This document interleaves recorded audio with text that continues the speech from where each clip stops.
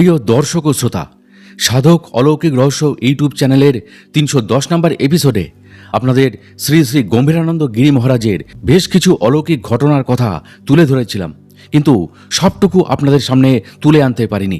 সেই ভিডিওর শেষে আপনারা জানতে পেরেছিলেন যে এই অলৌকিক তথ্যগুলির বিশিষ্ট সংগ্রাহক ও লেখক শ্রী চিত্তরঞ্জন মণ্ডল শ্রী শ্রী গম্ভীরানন্দ গিরি মহারাজের কৃপায় অদ্ভুত ও অলৌকিকভাবে বাংলা ভাষায় এমএ পাশ করেছিলেন। সেই ঘটনা ঘটার পর শ্রী শ্রী গম্ভীরানন্দ গিরি মহারাজ কলকাতায় এলে লেখক তাকে প্রণাম করে পাশের খবর দিলেন। কি ছিল অলৌকিক অত্যাশ্চর্য সেই সব ঘটনাগুলি জানতে হলে ও এই চ্যানেলে নতুন হলে এখনই সাবস্ক্রাইব করুন আমাদের সাধক অলৌকিক রহস্য ইউটিউব চ্যানেলটিকে। আর এখন দেখছেন সাধক অলৌকিক রহস্য, বাংলা ভাষায় সাধক জীবনের অলৌকিক ঘটনায় সাজানো অডিও ও ভিডিও লাইব্রেরি। আসুন প্রিয় দর্শক ও শ্রোতা, তাহলে এবার শুরু করা যাক। This channel does not promote any violent, harmful or illegal activities. All content provided by this channel is only meant for educational and entertainment purpose only.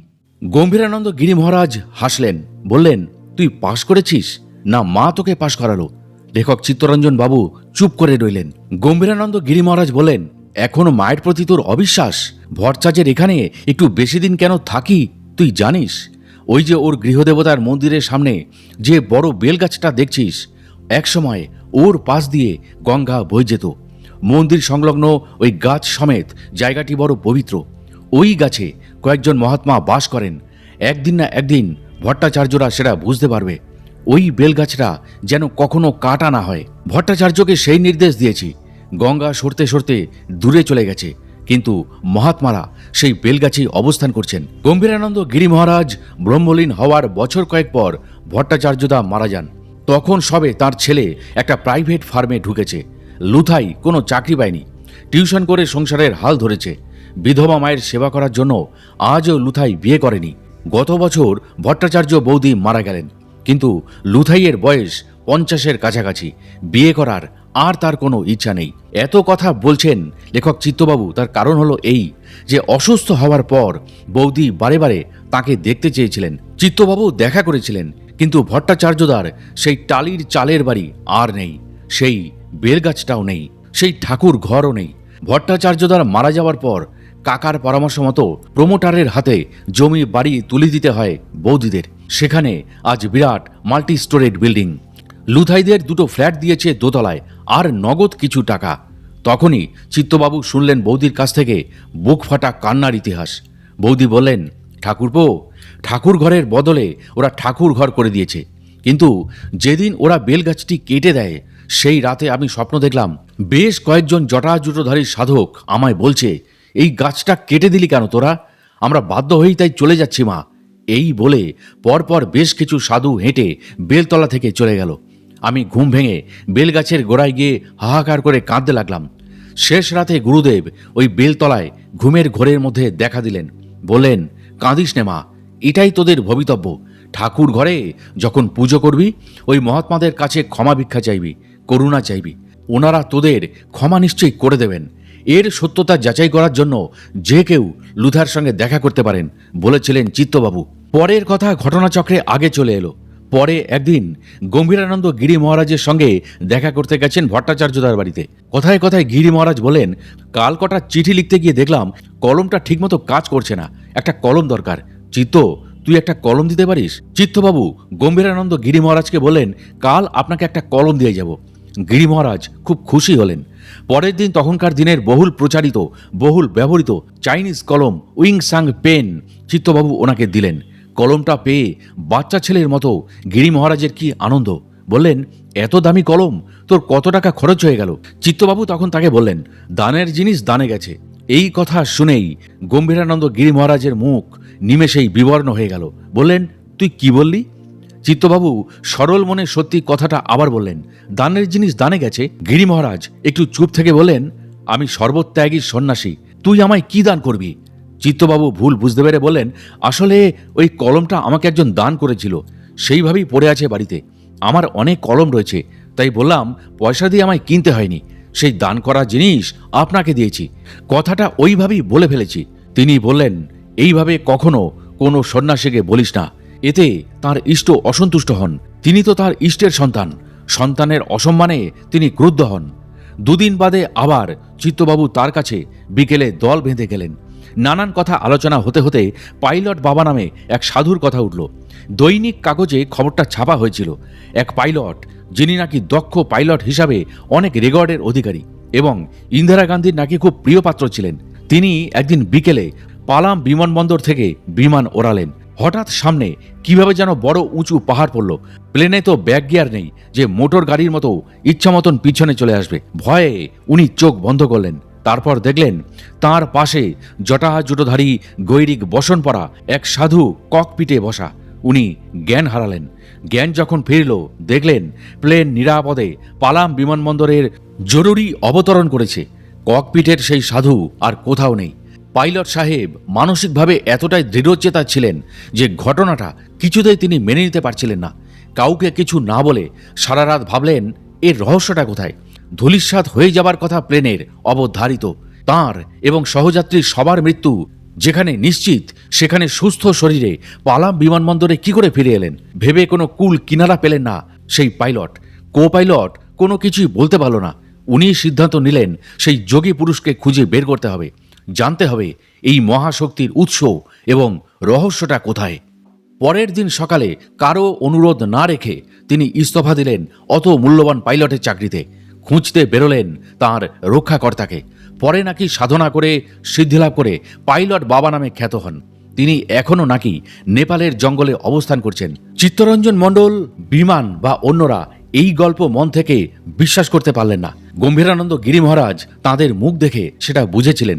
উনি সেটা বুঝতে পেরে বললেন, চল আমরা সবাই নেপালে যাই, দেখা পাওয়া যায় কিনা দেখি। কেউ কিন্তু রাজি হলো না। কারোর সময়াভাব, কারোর বা অর্থাভাব। গম্ভীরানন্দ গিরি মহারাজ শুধু মুচকি মুচকি হাসলেন। তপন শুধু বলল, সামনের বুধবার দার্জিলিং মেলে ওর দিদির বাড়ি শিলিগুড়ি যাচ্ছে, ইচ্ছে করলে তারা যে কেউ তার সঙ্গে যেতে পারে। কিন্তু কেউ রাজি হলো না। সেদিনের মতো গল্প শেষ করে চিত্তবাবুরা ফিরলেন। দুদিন বাদে গম্ভীরানন্দ গিরি মহারাজের সাথে আবার তারা দেখা করতে গেলেন। শুনলেন লুথাইয়ের মাসির মেয়ের গল্প। নাম কল্পনা ঘোষাল, থাকে জামশেদপুর। নেফ্রাইটিসে ভুগছিলেন দীর্ঘদিন। বয়সে লুথাইয়ের চেয়ে বড়, অর্থাৎ আপন মাস্তুতো দিদি। কল্পনা লুথাইয়ের সেজ মাসিমার মেয়ে। জামশেদপুর থেকে রেফার করে দেওয়া হয় চণ্ডীগড় হাসপাতালের বিশেষ বিভাগে। কল্পনারা সবাই জামশেদপুর থেকে কলকাতায় এলো লুথাইয়ের বাড়িতে। সেখান থেকে চণ্ডীগড় যাবে। সাধু বাবা অর্থাৎ গম্ভীরানন্দ গিরি মহারাজ তখন অন্যত্র ছিলেন। ভট্টাচার্যদার একান্ত ইচ্ছা গুরুদেবকে একবার দেখাবেন। ভাইরা ভাইদের নিজের জীবনের একটা গল্প বললেন। ওনার হাতের তর্জনীর অবস্থা তখন খুব খারাপ, কোনো সার নেই। হাসপাতালে ডাক্তাররা বলছেন সারার কোনো সম্ভাবনা নেই, গ্যাংগ্রিন হয়ে গেছে, কেটে বাদ দিতে হবে। গুরুদেব আসাতে তিনি সবকিছু জানালেন। উনি ঠাট্টা করে লুথাইয়ের মাকে বললেন, ভট্টাচার্যর তো এবার আঙুল কেটে বাদ দিতে হবে, কি হবে? লুথাইয়ের মা বলল, আমি কি জানি, আপনি থাকতে আমি এসব চিন্তা করি না। গম্ভীরানন্দ গিরি মহারাজ শুধু মুচকে একটু হাসলেন। সন্ধ্যারতির পর কল্পনাকে বাবা গম্ভীরানন্দ গিরি মহারাজ তাঁর সামনে বসালেন। ওনার দিকে একদৃষ্টে তাকিয়ে থাকতে বললেন। আধ ঘন্টা পর উনি উঠে যেতে বললেন এবং উনি শুয়ে পড়লেন। সকালে উঠে কল্পনা দেবী দেখলেন হাতের আঙুলের সার ফিরে এসছে, পুরোপুরি নাড়াতে পারছেন। লুথাইয়ের মাকে ডেকে দেখালেন। আনন্দে দুজনের চোখে জল। বাবাকে ডেকে তিনি বললেন, আপনার কৃপায় আমার আঙুল সুস্থ হয়ে গেছে। গম্ভীরানন্দ গিরি মহারাজ বলেন, আমার কোনো কৃপা নয় রে। ঘরে টাঙানো বাবাজি মহারাজের ফটোর দিকে দু হাত তুলে প্রণাম করে বললেন, সব বাবাজি মহারাজের কৃপা। এবার স্বয়ং গম্ভীরানন্দ গিরি মহারাজের হাতের তর্জনী অসাড় হয়ে গেল। সকলে ভয় ভয় বলল, এ আপনি কি করলেন? তর্জনী রোগ আপনি টেনে নিলেন? গম্ভীরানন্দ গিরি মহারাজ শুধু হাসলেন। পরে ধীরে ধীরে বাবার আঙুল ঠিক হয়ে যায়। লাগে সপ্তাহ খানেক সময়। ভট্টাচার্যদার কথায় সবাই অবাক হলো। ওনারা ঠিক করলেন চণ্ডীগড় যাবার আগে গম্ভীরানন্দ গিরি মহারাজের সঙ্গে একবার সাক্ষাৎ করে যাবেন। গুরুদেব এসে কল্পনাকে দেখলেন, বলেন, ভট্টাচার্য, তোমার ভাইরা ভাইয়ের মেয়ে ডাক্তারের ওষুধ খেলেও 3 মাসের মধ্যে সুস্থ হয়ে যাবে, না খেলেও তাই হবে। তবুও চণ্ডীগড় যাও, ডাক্তার দেখাও, না হলে তোমাদের মন মানবে না। কাল থেকে বৃষ্টি হবে প্রবলভাবে। কালীঘাটে গিয়ে কল্পনাকে নিয়ে পুজো দিয়ে এসো, তারপর আমি একটা কবজ দেব, সেটা সবসময় কল্পনা যেন ধারণ করে থাকে, কখনোই খুলবে না। ভট্টাচার্যদা গুরুদেবের কথা মতো কল্পনা, লুথাই এবং বাড়ির অন্যান্য সবাইকে নিয়ে কালীঘাটে পুজো দিয়ে এলেন পরের দিন। তারপর ঠাকুর ঘরে সবাই ওনার কথা মতো হাজির হলো।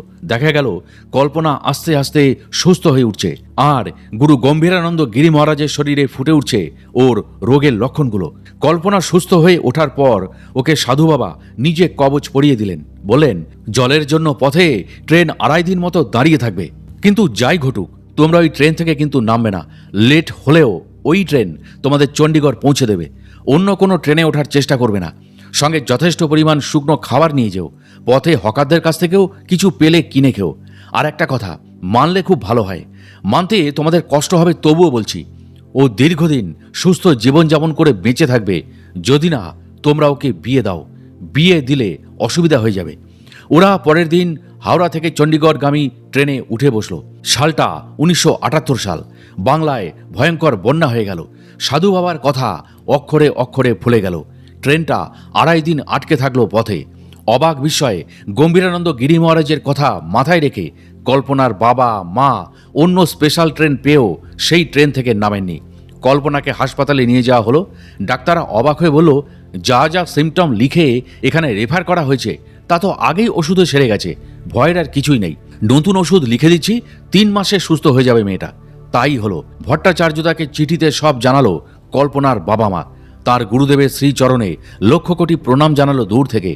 দীক্ষা নেবার বাসনা জানালেন ওনার কাছ থেকে। পরবর্তীকালে সাধু বাবা অর্থাৎ গম্ভীরানন্দ গিরি মহারাজ পাহাড়ে চলে যান। ফিরে যখন আবার কলকাতায় আসলেন তখন আগের মতো আঙুল যেমন সুস্থ, তেমনি নেফ্রাইটিস থেকে সুস্থ তার নিজের শরীর। এই ক্রিয়াযোগে নীরবে মানুষের সেবা করে গেছেন বহুদিন। বহুজনও হিতায়চ আপ্তবাক্য মেনে নিয়ে আর সব কিছুর কৃতিত্বের সঙ্গে ভাগ দিয়েছেন বাবাজি মহারাজকে। একদিন চিত্তবাবুরা জিজ্ঞাসা করলেন, বাবাজি মহারাজকে আপনি দেখতে পান? উনি স্বভাবসিদ্ধ হাসিতে মুখ ভরিয়ে দিলেন। তারপর বলেন, একদিন বারহারোয়া পাহাড়ে সাধন গুহার উপরে লাহিড়ী বাবার স্মৃতি মন্দিরের পাশে গুরুদেবের নির্দেশে এক মনে ঘাস পরিষ্কার করছি। একজন একহারা চেহারার সৌম্যদর্শন মানুষ দেখি তিনিও ঘাস পরিষ্কার করছেন। আমি দেখতে পাওয়াতে তিনি বলেন, তুমি তোমার গুরুর কাছে যাও, বলো পরিষ্কার করার আর দরকার নেই। আমি ভাবলাম গুরুদেব আমার কষ্ট দেখে একজন নতুন লোককে পাঠিয়ে দিয়েছেন বোধহয়। সরল বিশ্বাসে আমি ওনার কথা মতো গুরুর কাছে এসে সব ঘটনা বললাম। পাহাড়ি বাবা মন দিয়ে সব শুনলেন। তারপর হঠাৎ আসন থেকে উঠে বললেন, চলো তো যাই ওখানে, মানুষটাকে দেখি। ওখানে গিয়ে দেখি কোথায় সেই সৌম্য মূর্তি ভদ্রলোক। সমস্ত ঘাস নিমেষের মধ্যে পরিষ্কার হয়ে গেছে। গুরুদেবের সঙ্গে আমরা সবাই চারিদিকে তন্ন তন্ন করে খুঁজলাম, কিন্তু তার দেখা আর পেলাম না। গুরুদেব ওই স্থানে ফিরে এসে মাটিতে চুম্বন দিয়ে কাঁদতে কাঁদতে বললেন, তুমি ভাগ্যবান গম্ভীরানন্দ, বাবাজি মহারাজ স্বয়ং তোমাকে দেখা দিয়ে গেলেন, কিন্তু তুমি চিনতে পারলে না। অনুশোচনায় আমার হৃদয় দগ্ধ হতে লাগলো। আকুল নয়নে গুরুদেবের সামনে কাঁদতে লাগলাম। হাতের কাছে পেয়েও ওনার শ্রীচরণে মাথা ছোঁয়াতে পারলাম না। গুরুদেব তখনও আমাকে জড়িয়ে ধরে হাপুস নয়নে কাঁদতে থাকলেন। এর বেশি আর কিছু জানতে চেও না। যোগীরাজ লাহিড়ী বাবা এবং গুরুদেব পাহাড়ি বাবার মৃত্যুর আগেও তাদের কাছে বসে লীলা সংবরণ করতে নির্দেশ দিয়েছিলেন বাবাজি মহারাজ। যে বুধবার তপন চলে যাবে শিলিগুড়ি, সেই বুধবারের পরের দিন বৃহস্পতিবারে দার্জিলিং মেলের 2টো টিকিট কাটলেন লেখক চিত্তরঞ্জন মণ্ডল। রিজার্ভেশন পাননি। বুধবার সন্ধ্যায় ভট্টাচার্যদের বাড়ি গিয়ে তিনি গম্ভীরানন্দ গিরি মহারাজকে বললেন, বাবা চলুন পাইলট বাবাকে দেখে আসি দুজনে। হঠাৎ আমি টিকিট কেটেছি ঝোঁকের মাথায়। অনেক চেষ্টা অনেকভাবে করেও রিজার্ভেশন পাইনি। গম্ভীরানন্দ গিরি মহারাজ হেসে টিকিট 2টো নিলেন, দেখলেন, তারপর বলেন, বৃহস্পতিবারে টিকিট কাটলে শুভযাত্রার ক্ষেত্রে ঠিক হলো না, রিজার্ভেশন হয়ে যাবে, ওটা নিয়ে চিন্তা করিস না। উদ্দেশ্য কতটা সফল হবে সেই চিন্তা। চল বেরিয়ে পড়ি, যা হয় হবে। টিকিট যখন কেটেছিস নষ্ট করে লাভ নেই। চিত্তরঞ্জন বাবু আর থাকতে না পেরে বললেন, আমি নানা কৌশল অবলম্বন করেও রিজার্ভেশন করতে পারিনি, আপনি সাধু হয়ে কি করে করাবেন? তিনি বললেন, তুই টিকিট রেখে জানা, দেখ না পারি কিনা। তুই ঠিক সময় কাল স্টেশনে আসিস, ভিআইপি কোটা আছে। তুই কি জানিস, লাল গেরুয়া দেখলে ওরা নিজে থেকেই রিজার্ভেশন করে দেবে, বসিয়ে চা সিঙ্গারা খাওয়াবে। কাল তার প্রমাণ পেয়ে যাবি। তপনের সাথেও তোর পথে দেখা হয়ে যাবে। চিত্তরঞ্জন বাবু বললেন, আপনি কি পাগল নাকি? আজ রাতে তপনের ট্রেন ছাড়বে আর আমাদের ট্রেন ছাড়বে কাল রাতে। পথে আমাদের দেখা হবে বলছেন? এটা হওয়া কোশ্মিনকালেও সম্ভব? গম্ভীরানন্দ গিরি মহারাজ শুধু মুচকি হাসলেন। পরের দিন শিয়ালদা পৌঁছে চিত্তবাবু দেখলেন উনি সদল বলে হাজির, অনেক শিষ্য পরিবৃত। উনি যাচ্ছেন আমার মতো এক আনকোড়া অশিষ্য ভক্তকে সঙ্গে নিয়ে সুদূর নেপালের এক অচেনা পাইলট বাবাকে খুঁজতে। তাই যারাই পেরেছে তারাই এসে হাজির হয়েছে। এ যেন রবীন্দ্রনাথের সেই কবিতা, গ্রামে গ্রামে সেই বার্তা রটি গেল ক্রমে, মৈত্র মহাশয় যাবেন সাগর সঙ্গমে। একদিনেই গম্ভীরানন্দ গিরি মহারাজের শিষ্যকুলে খবর পৌঁছে গেছে উনি যাচ্ছেন নেপাল। এ যেন ক্রমে ক্রমে সেই বার্তা রটি গেল, ক্রমে সাধু বাবা যাবেন পাইলট বাবা সঙ্গমে। উনি যথারীতি রিজার্ভেশন করাতে পেরেছেন। দুজনেরই লোয়ার বার্থ মুখোমুখি। শিষ্যরা আপত্তি সত্ত্বেও প্রচুর খাবার কিনে এনেছেন। ওনার আহার যদিও নামমাত্র, সবই উদরস্থ হবে লেখক চিত্তরঞ্জন বাবুর। বাদ বাকি ফেলা যাবে। একে একে গম্ভীরানন্দ গিরি মহারাজকে প্রণাম করে সব শিষ্যরা বিদায় নিল। ট্রেন কিন্তু ঠিক সময় ছাড়ল। অজানার উদ্দেশ্যে লেখক চিত্তরঞ্জন বাবুদের যাত্রা শুরু হলো মহান গুরু গম্ভীরানন্দ গিরি মহারাজের সঙ্গে। খানিক বাদে চিত্তবাবুর অনুমান সঠিক হলো। গম্ভীরানন্দ গিরি মহারাজ নামমাত্র পাখির আহার সারলেন। জোর করে তুলে তুলে স্নেহশীল পিতার মতো চিত্তবাবুকে গিরিজি খাওয়াতে লাগলেন। খাওয়া শেষে চিত্তবাবু মহারাজকে জিজ্ঞাসা করলেন, কি করে রিজার্ভেশন করালেন, তাও এত সুন্দর সিট, দুটোই লোয়ার বার্থ? গম্ভীরানন্দ গিরি মহারাজ বললেন, চিত্ত, ভারতবর্ষের মাটি লাল কাপড়ের মর্যাদা দেয় বরাবর। রাত হচ্ছে, শুয়ে পড়ো, কাল সকালেই তো তপনের সাথে দেখা হয়ে যাবে। চিত্তবাবুর বোল বন্ধ হয়ে গেল। কি করে বিশ্বাস করবেন কথাটা? এতদিন পর ওনার যেসব ঘটনা বা কাহিনী দেখেছেন বা শুনেছেন, অবিশ্বাস করার মতো মনের জোরও তিনি আর পান না। বিশ্বাস করতেও বড্ড ইচ্ছা করে। সমস্ত বিজ্ঞান দূরে সরিয়ে রেখে শুয়ে পড়লেন লেখক চিত্তরঞ্জন মণ্ডল। ট্রেন মালদা পৌঁছতেই ঘুম ভেঙে গেল লেখক চিত্তরঞ্জন বাবুর। মহারাজ তখন চিত্তবাবুকে বলেন, মাইকের ঘোষণাটা ভালো করে তুই শোন। লেখক চিত্তবাবু স্পষ্ট শুনতে পেলেন 300 মেল মিলিটারি নিয়ে দিল্লি যাচ্ছিল।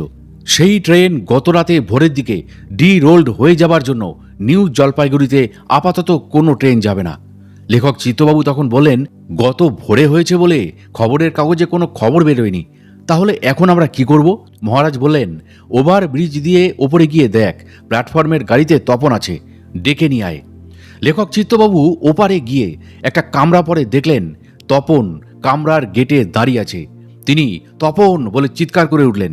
সে আনন্দে প্ল্যাটফর্মে নেমে এলো, বলল, তুই এখানে? চিত্তবাবু বললেন, তোর গুরুদেব এসেছেন আমার সঙ্গে, তোকে ডাকছে। তপন আর বিন্দুমাত্র দেরি না করে ওর লাগেজ নামিয়ে তার সঙ্গে তাদের কামরায় চলে এলো। ভক্তি ভরে গুরু গম্ভীরানন্দ গিরি মহারাজকে প্রণাম করল তপন। এইবার গম্ভীরানন্দ গিরি মহারাজ চিত্তবাবুকে বললেন, কি আমার কথা মিলে গেল তো? চিত্তবাবু হেসে ঘাড় নাড়লেন। গিরিজি বললেন, মালদা টাউন থেকে একটু দূরে আমার এক শিষ্যের বাড়ি এখন যাই, তারপর বিশ্রাম নিয়ে কাল ভাবা যাবে। সেই শিষ্য মিশ্রদার বাড়ি এলেন লেখকরা 3 জন।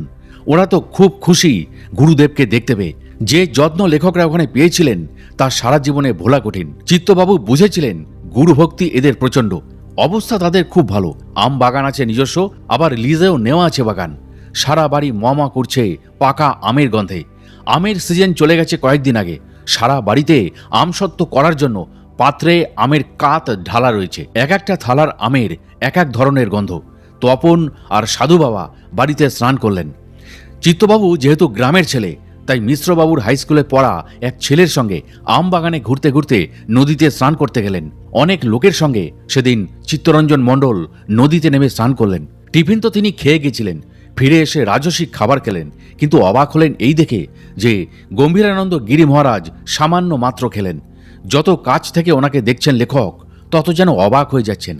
খাওয়া দাওয়ার পর সবাই এক জায়গায় বসে গল্প করছেন।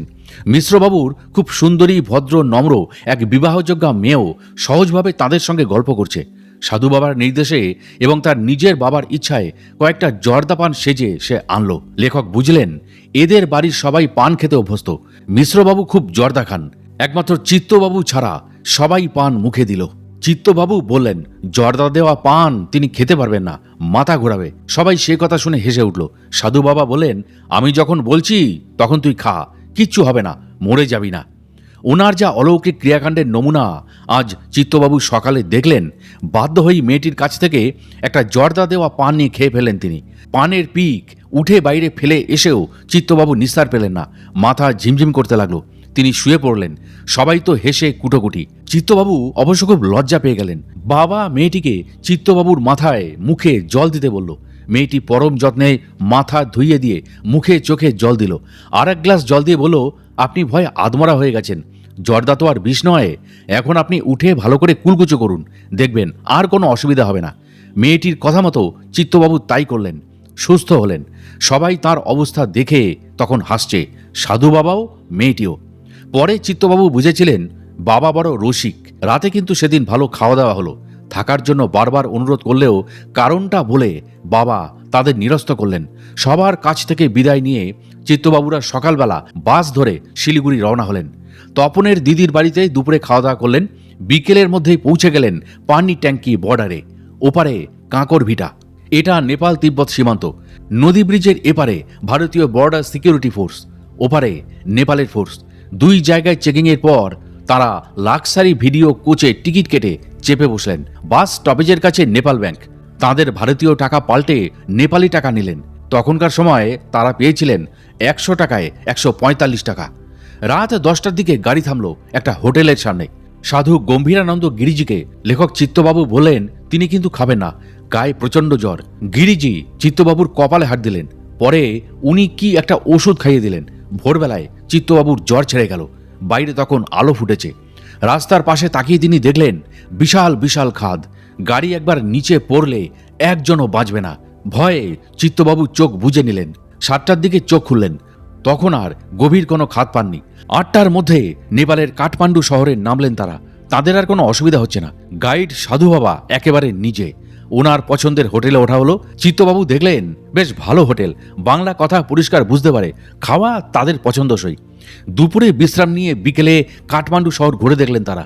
এক পায়ে দাঁড়িয়ে দোকান ধরে জিভ বার করে জীবন্ত দেবীকে দেখলেন।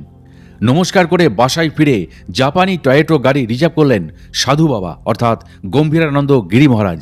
খুব সকালে উঠে স্নান করে টয়েটো চেপে পশুনাথপতি মন্দিরে গেলেন। ওনার নির্দেশ মতো মন্ত্রপাঠ করে পুজো নিবেদন করে গেলেন জাগ্রত আর এক মন্দিরে, দক্ষিণাকালীর মন্দির। সেখানেও উনি তাদের দিয়ে পূজা দেওয়ালেন।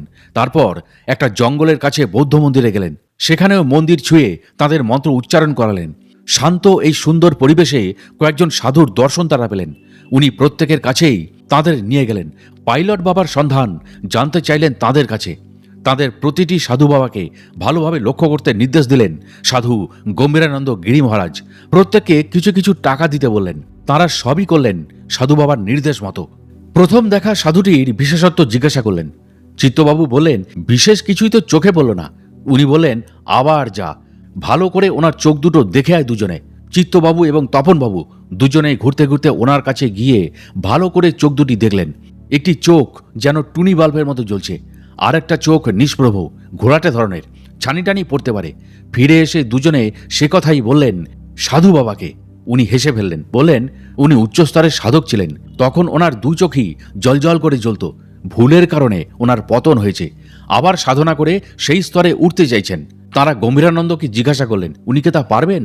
সাধুজি বললেন তা আমি বলবো কি করে, বলবে ওনার গুরু আর ইষ্ট। চিত্তবাবুরা জিজ্ঞাসা করলেন তখন চোখের জ্যোতি কি ফিরে আসবে? সাধু বাবা বললেন অবশ্য, সেই জন্য উনি অজগর বৃত্তি নিয়ে এখানে বসে সাধনা করছেন। কেউ কিছু দিলে ওনার খাওয়া হবে, না হলে হবে না। পরের সাধুটি মৌনী হয়ে রয়েছেন। মৌনব্রত অবলম্বন করে উনি সাধনা করছেন। নানাভাবে নানা জন গুরুর নির্দেশে নেপালের বিভিন্ন স্থানে নির্জন সাবত সংকুল জঙ্গলে নির্ভয় সাধন ভজন করছেন। গিরিজিকে তারা জিজ্ঞাসা করলেন আপনি কি এখানে কখনো সাধন ভজন করেছেন? তিনি বললেন তা করেছি অনেকদিন, যাবার পথে সেই জঙ্গল দেখিয়ে দেব। ফেরার পথে গিরিজি ওনার সাধনের স্থানের দিক নির্দেশ দিলেন। রাতে খেয়ে দিয়ে আলোচনা হলো। কেউই কিন্তু পাইলট বাবার খবর দিতে পারলেন না। পরের দিন সেই টয়েটো করে পোখরা থেকে শুরু করে বিভিন্ন গোপন স্থানের মন্দিরে নিয়ে গেলেন গিরিজি। গাড়ি পথে রেখে হেঁটেও অনেক পথ যেতে হয়েছে, বিভিন্ন সাধু সঙ্গ হয়েছে।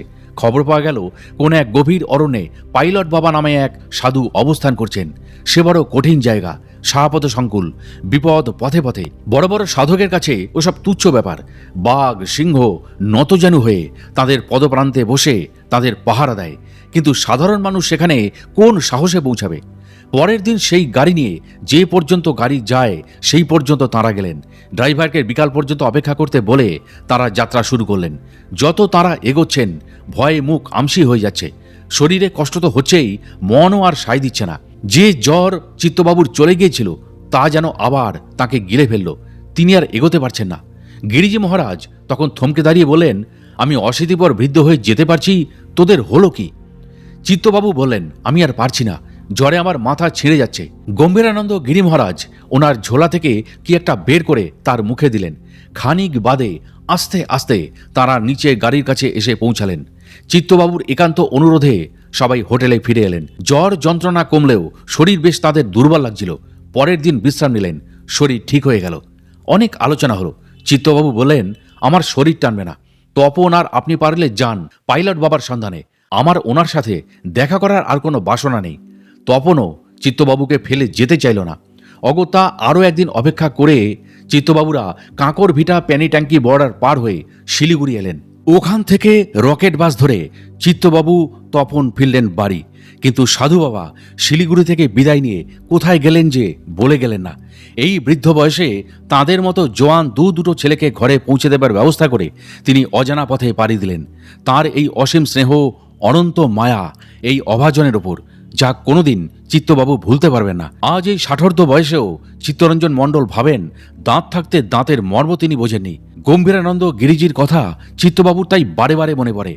মাঝে মাঝে তাই বেরিয়ে পড়েন উদ্দেশ্যহীনভাবে। তাতে তিনি নাইবা পেলেন পথের দিশা, নাইবা পেলেন ওনার মতো সাধকের দেখা, যিনি কখনো একটি পয়সা তার কাছ থেকে গ্রহণ করেননি। সাহসী হয়নি চিত্তবাবুর দেওয়ার। নেপালের মতো এখানেও দুজন সাধকের সঙ্গে গম্ভীরানন্দ গিরি মহারাজ তপনবাবু এবং চিত্তবাবুর দেখা করিয়ে দিয়েছিলেন। একজন স্বামী নিগুড়ানন্দ, যিনি হালে দেহ রেখেছেন, তাঁর লেখা অনেক বই রয়েছে। আরও একজন ছিলেন বারাণসীর পাগলা বাবা। তখন প্রতিদিন আনন্দবাজার কাগজে ওনার বিজ্ঞাপন বেরোতো ছবি সহ। দমদমের ঠিকানায় উনি চেম্বার করেন। ৭৫ টাকায় যে কোনো ৩টি প্রশ্নের সঠিক উত্তর দিতেন। চিত্তবাবুরা বিশ্বাস করেননি। গম্ভীরানন্দ গিরি মহারাজ বলতেন, বিজ্ঞাপনটা সত্য, তোরা গিয়ে পরীক্ষা করে আয়, ঠকবি না। কিন্তু ৩টের বেশি প্রশ্নের উত্তর উনি সঠিক দিতে পারবেন না। চিত্তবাবুরা অবাক হয়ে জিজ্ঞাসা করলেন, এর কারণটা কি? গম্ভীরানন্দ গিরি মহারাজ তখন বললেন, পাগলা বাবা প্রথম জীবনে খবরের কাগজের হকার ছিলেন। প্রতিদিন নৈহাটিতে বাড়ি বাড়ি কাগজ দিতেন। এমনিতে উনি খুব ধার্মিক লোক ছিলেন। পরে কাগজের ব্যবসা ছেড়ে দিয়ে বাড়ি বাড়ি দুধ বিক্রি করা শুরু করেন। সেই সময় এক বৃদ্ধ সাধু নৈহাটির গঙ্গা তীরে আসন গ্রহণ করেন। পাগলা বাবা প্রতিদিন বিনা পয়সায় ওই সাধুকে দুধ দিতেন। অসুস্থ বলে সময় পেলেই ওনার সেবা করতেন। ওই সাধক ওনার সেবায় এতই সন্তুষ্ট হন যে দেহত্যাগের সময় পাগলা বাবাকে একটি জিনিস দিয়ে যান এবং বলেন, ওইটি হাতের মুঠোয় রাখলে যে কোনো ৩টি প্রশ্নের সঠিক উত্তর মুখ থেকে বেরিয়ে আসবে। ওনার চেম্বারে গেলে বুঝতে পারবি, উনি যখন ঢোকেন তখন একটা হাত মুঠো করে রাখা থাকে। প্রথম জিজ্ঞাসুজন চলে গেলে উনি ভিতরে চলে যান। দ্বিতীয় জিজ্ঞাসু ঢুকলে উনি আবার একইভাবে একটা হাত মুঠো করে ঢোকেন এবং ৩টি প্রশ্নের উত্তর দিয়ে ভিতরে চলে যান। তাহলে তো বৃদ্ধ সাধুর দেওয়া মন্ত্রপুত কোনো ঐশ্বরিক বস্তু নিয়ে তিনি ব্যবসা ফেঁদে বসেছেন। চিত্তবাবুরা একই সুরে বললেন সবাই। এই কথা শুনে গম্ভীরানন্দ গিরি মহারাজ বলেন, মানুষের জানার আগ্রহটাকে তিনি মিটিয়ে দিচ্ছেন। টাকা নেওয়ার ব্যাপারটা তার নিজস্ব ব্যাপার, এই ব্যাপারে আমি কোনো কথা বলবো না। এইবার নৈহাটির পবিত্র গরিবনাথ আশ্রমের কালী পুজোয় উনি আসবেন। তোরা গেলে পরিচয় করিয়ে দেবো। ওনার চোখ দেখবি ভালো করে, একেবারে সাধকের চোখ। যথারীতি পবিত্রতার পুজোয় উনি আসাতে সাধু বাবা চিত্তবাবুদের পরিচয় করিয়ে দিলেন। চিত্তবাবুরা দেখলেন বেঁটে খাটো লোক, মাথায় টাক, কোনো জটা জুটো ভার নেই, গায়ের রং ফর্সা নয়, কিন্তু চোখ দুটো দেখবার মতো, যেন পটল চেরা বড় মায়াবী চোখ। চিত্তবাবুরা সবাই পাগলা বাবাকে প্রণাম করলেন। উনি আশীর্বাদও করলেন সবাইকে। কথায় কথায় পবিত্রতার কথা এসে গেল।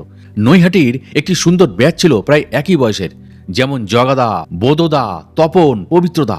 জগাদা বিয়ে থা করেননি, বাচ্চা ছেলেদের নিয়ে ট্রেকিং করতে ভালোবাসতেন।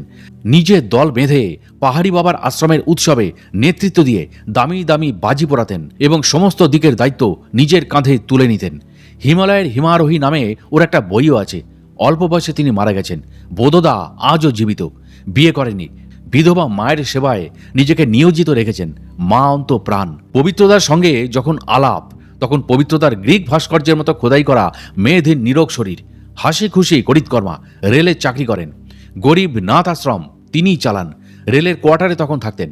তখনও বিয়ে থা করেনি। বেশি বয়সে আগে উল্লেখ করা টুলুকে বিয়ে করেন।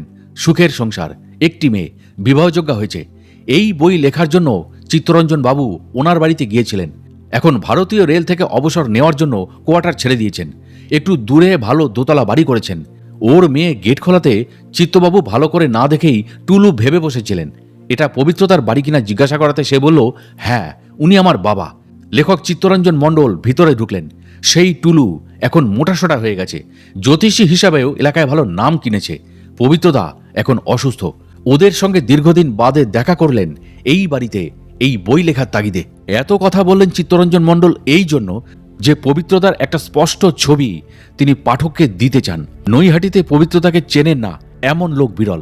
একটা সময় চিত্তবাবু শুনেছিলেন যে জগদ্দল থেকে কাঁচরাপাড়া কল্যাণী পর্যন্ত ওর নামে বাঘে গরুতে এক ঘাটে জল খেত। ওর নিজস্ব দল ছিল। ওর দলের নাম শুনলে আচ্ছা আচ্ছা দলের দলপতিদের প্যান্ট নাকি হলদে হয়ে যেত। একসময় কোনো একটা ঘটনায় দলের একজনকে বাঁচাতে গিয়ে দলছুট হয়ে গিয়ে প্রচণ্ড মার খান পবিত্রদা। সেই সময় বারহারোয়া আশ্রমে যারা উপস্থিত ছিল তাদের মুখে শোনা যায় যে পাহাড়ি বাবা মাঝে মাঝে মুখে আহ করছেন আর সারা গায়ে মারের দাগ পড়ছে। আধ ঘন্টা বাদে পাহাড়ি বাবা স্থির হলেন। তার সারা শরীর তখন রক্তাক্ত। উপস্থিত শিষ্য ভক্তরা কারণ জিজ্ঞাসা করাতে পাহাড়ি বাবা বললেন, পবিত্রকে ওরা খুব মেরেছে, ওকে রেল লাইনের ধারে ফেলে দিয়ে গেছে। কারা যেন ওকে নিয়ে কল্যাণী হাসপাতালে ভর্তি করে দিয়েছে। তোরা গিয়ে ওকে দেখে আয়, একটু সুস্থ হলে এখানে নিয়ে আসিস। কয়েকজন এসে দেখে সত্যি কল্যাণী হাসপাতালে পবিত্রতা ভর্তি, তবে সুস্থ হয়ে গেছে একদিনের মধ্যেই। গায়ে ব্যথা বেদনা একেবারেই নেই।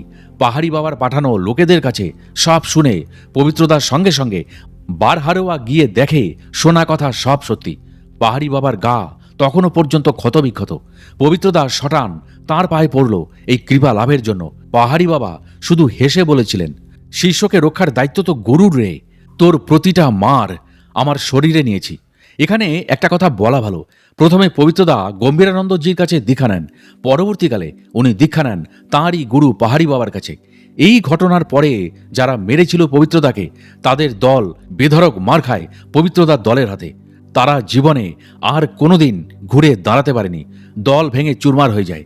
এমন অসম সাহসী দৃঢ়চেতা তখনকার দিনের নৈহাটির রবিনহুড এই পবিত্রতাকে দেখলে যে কোনো ছেলে তাকে সমীহ ও শ্রদ্ধা করতে বাধ্য হতো। কয়েক মাস বাদে নেপাল ট্যুরের পর গম্ভীরানন্দজির সঙ্গে আবার তাঁদের দেখা বামাদার বাড়িতে। অনেক গল্পকথা হলো। সঙ্গী তখন কিন্তু তপন আর বিমান। কথায় কথায় চিত্তবাবু জিজ্ঞাসা করলেন, আপনি শিলিগুড়ি থেকে কোথায় কোথায় গেলেন? গিরিজি তখন বললেন, নানা জায়গায় ঘুরলাম, ভিতরের ব্যাটারি নতুন করে চার্জ দিয়ে নিলাম। আস্তে আস্তে ওনার পুরনো দিনের একটা কথা বললেন, তোরা কি কেউ মরুতীর্থ হিংলাজ বইটা পড়েছিস বা সিনেমা দেখেছিস? চিত্তবাবু তখন বললেন, আমি 3 বার বইটা দেখেছি। আমি উত্তম কুমারের ফ্যান, তাই উত্তম কুমারের কোনো বই বাদ দিই না। গম্ভীরানন্দ গিরিজি তখন বললেন, বিকাশ রায় চরিত্রটা মনে আছে? চিত্তবাবু বললেন, হ্যাঁ, অবধূতের চরিত্রটা উনি করেছিলেন। গিরিজি তখন মৃদু হেসে বললেন, ওই চরিত্রটা আমি নিজে। বইয়ের প্রয়োজনে নামটা ওই রাখা হয়েছে। 90% গল্পটাই একেবারে সঠিক। সেইখানে উপস্থিত সবাই এই কথা শুনে একেবারে স্তম্ভিত হয়ে গেলেন। আর কোনো কথা সেদিন ওনার মুখ থেকে তারা বার করতে পারেননি। এমনি করে পরে কথায় কথায় গিরিজির মুখ থেকে তারা শুনেছিলেন ভারতবর্ষের বড় বড় তীর্থস্থানে ওনাদের বাড়ি আছে। বাড়ি মানে তাদের মতো যে সে বাড়ি নয়, দেখার মতো বাড়ি, প্রাসাদ বললেও ভালো হয়। এইভাবে ভট্টাচার্যদার মুখ থেকে চিত্তবাবু শুনেছিলেন যে ওনার ঠাকুমা পুরীতে মারা যান, কিন্তু প্রচণ্ড ঝড় বৃষ্টিতে ভালো করে দাহ করা যায়নি। স্বপ্নে সাধু বাবাকে দেখা দিয়ে ভালো করে কাজ করার কথা বলেন। তখন ঠাকুরমার কুশপুতুল তৈরি করে পুরীতে পোড়ানো হয় এবং শাস্ত্রসম্মতভাবে সমস্ত ক্রিয়া সম্পন্ন করা হয়।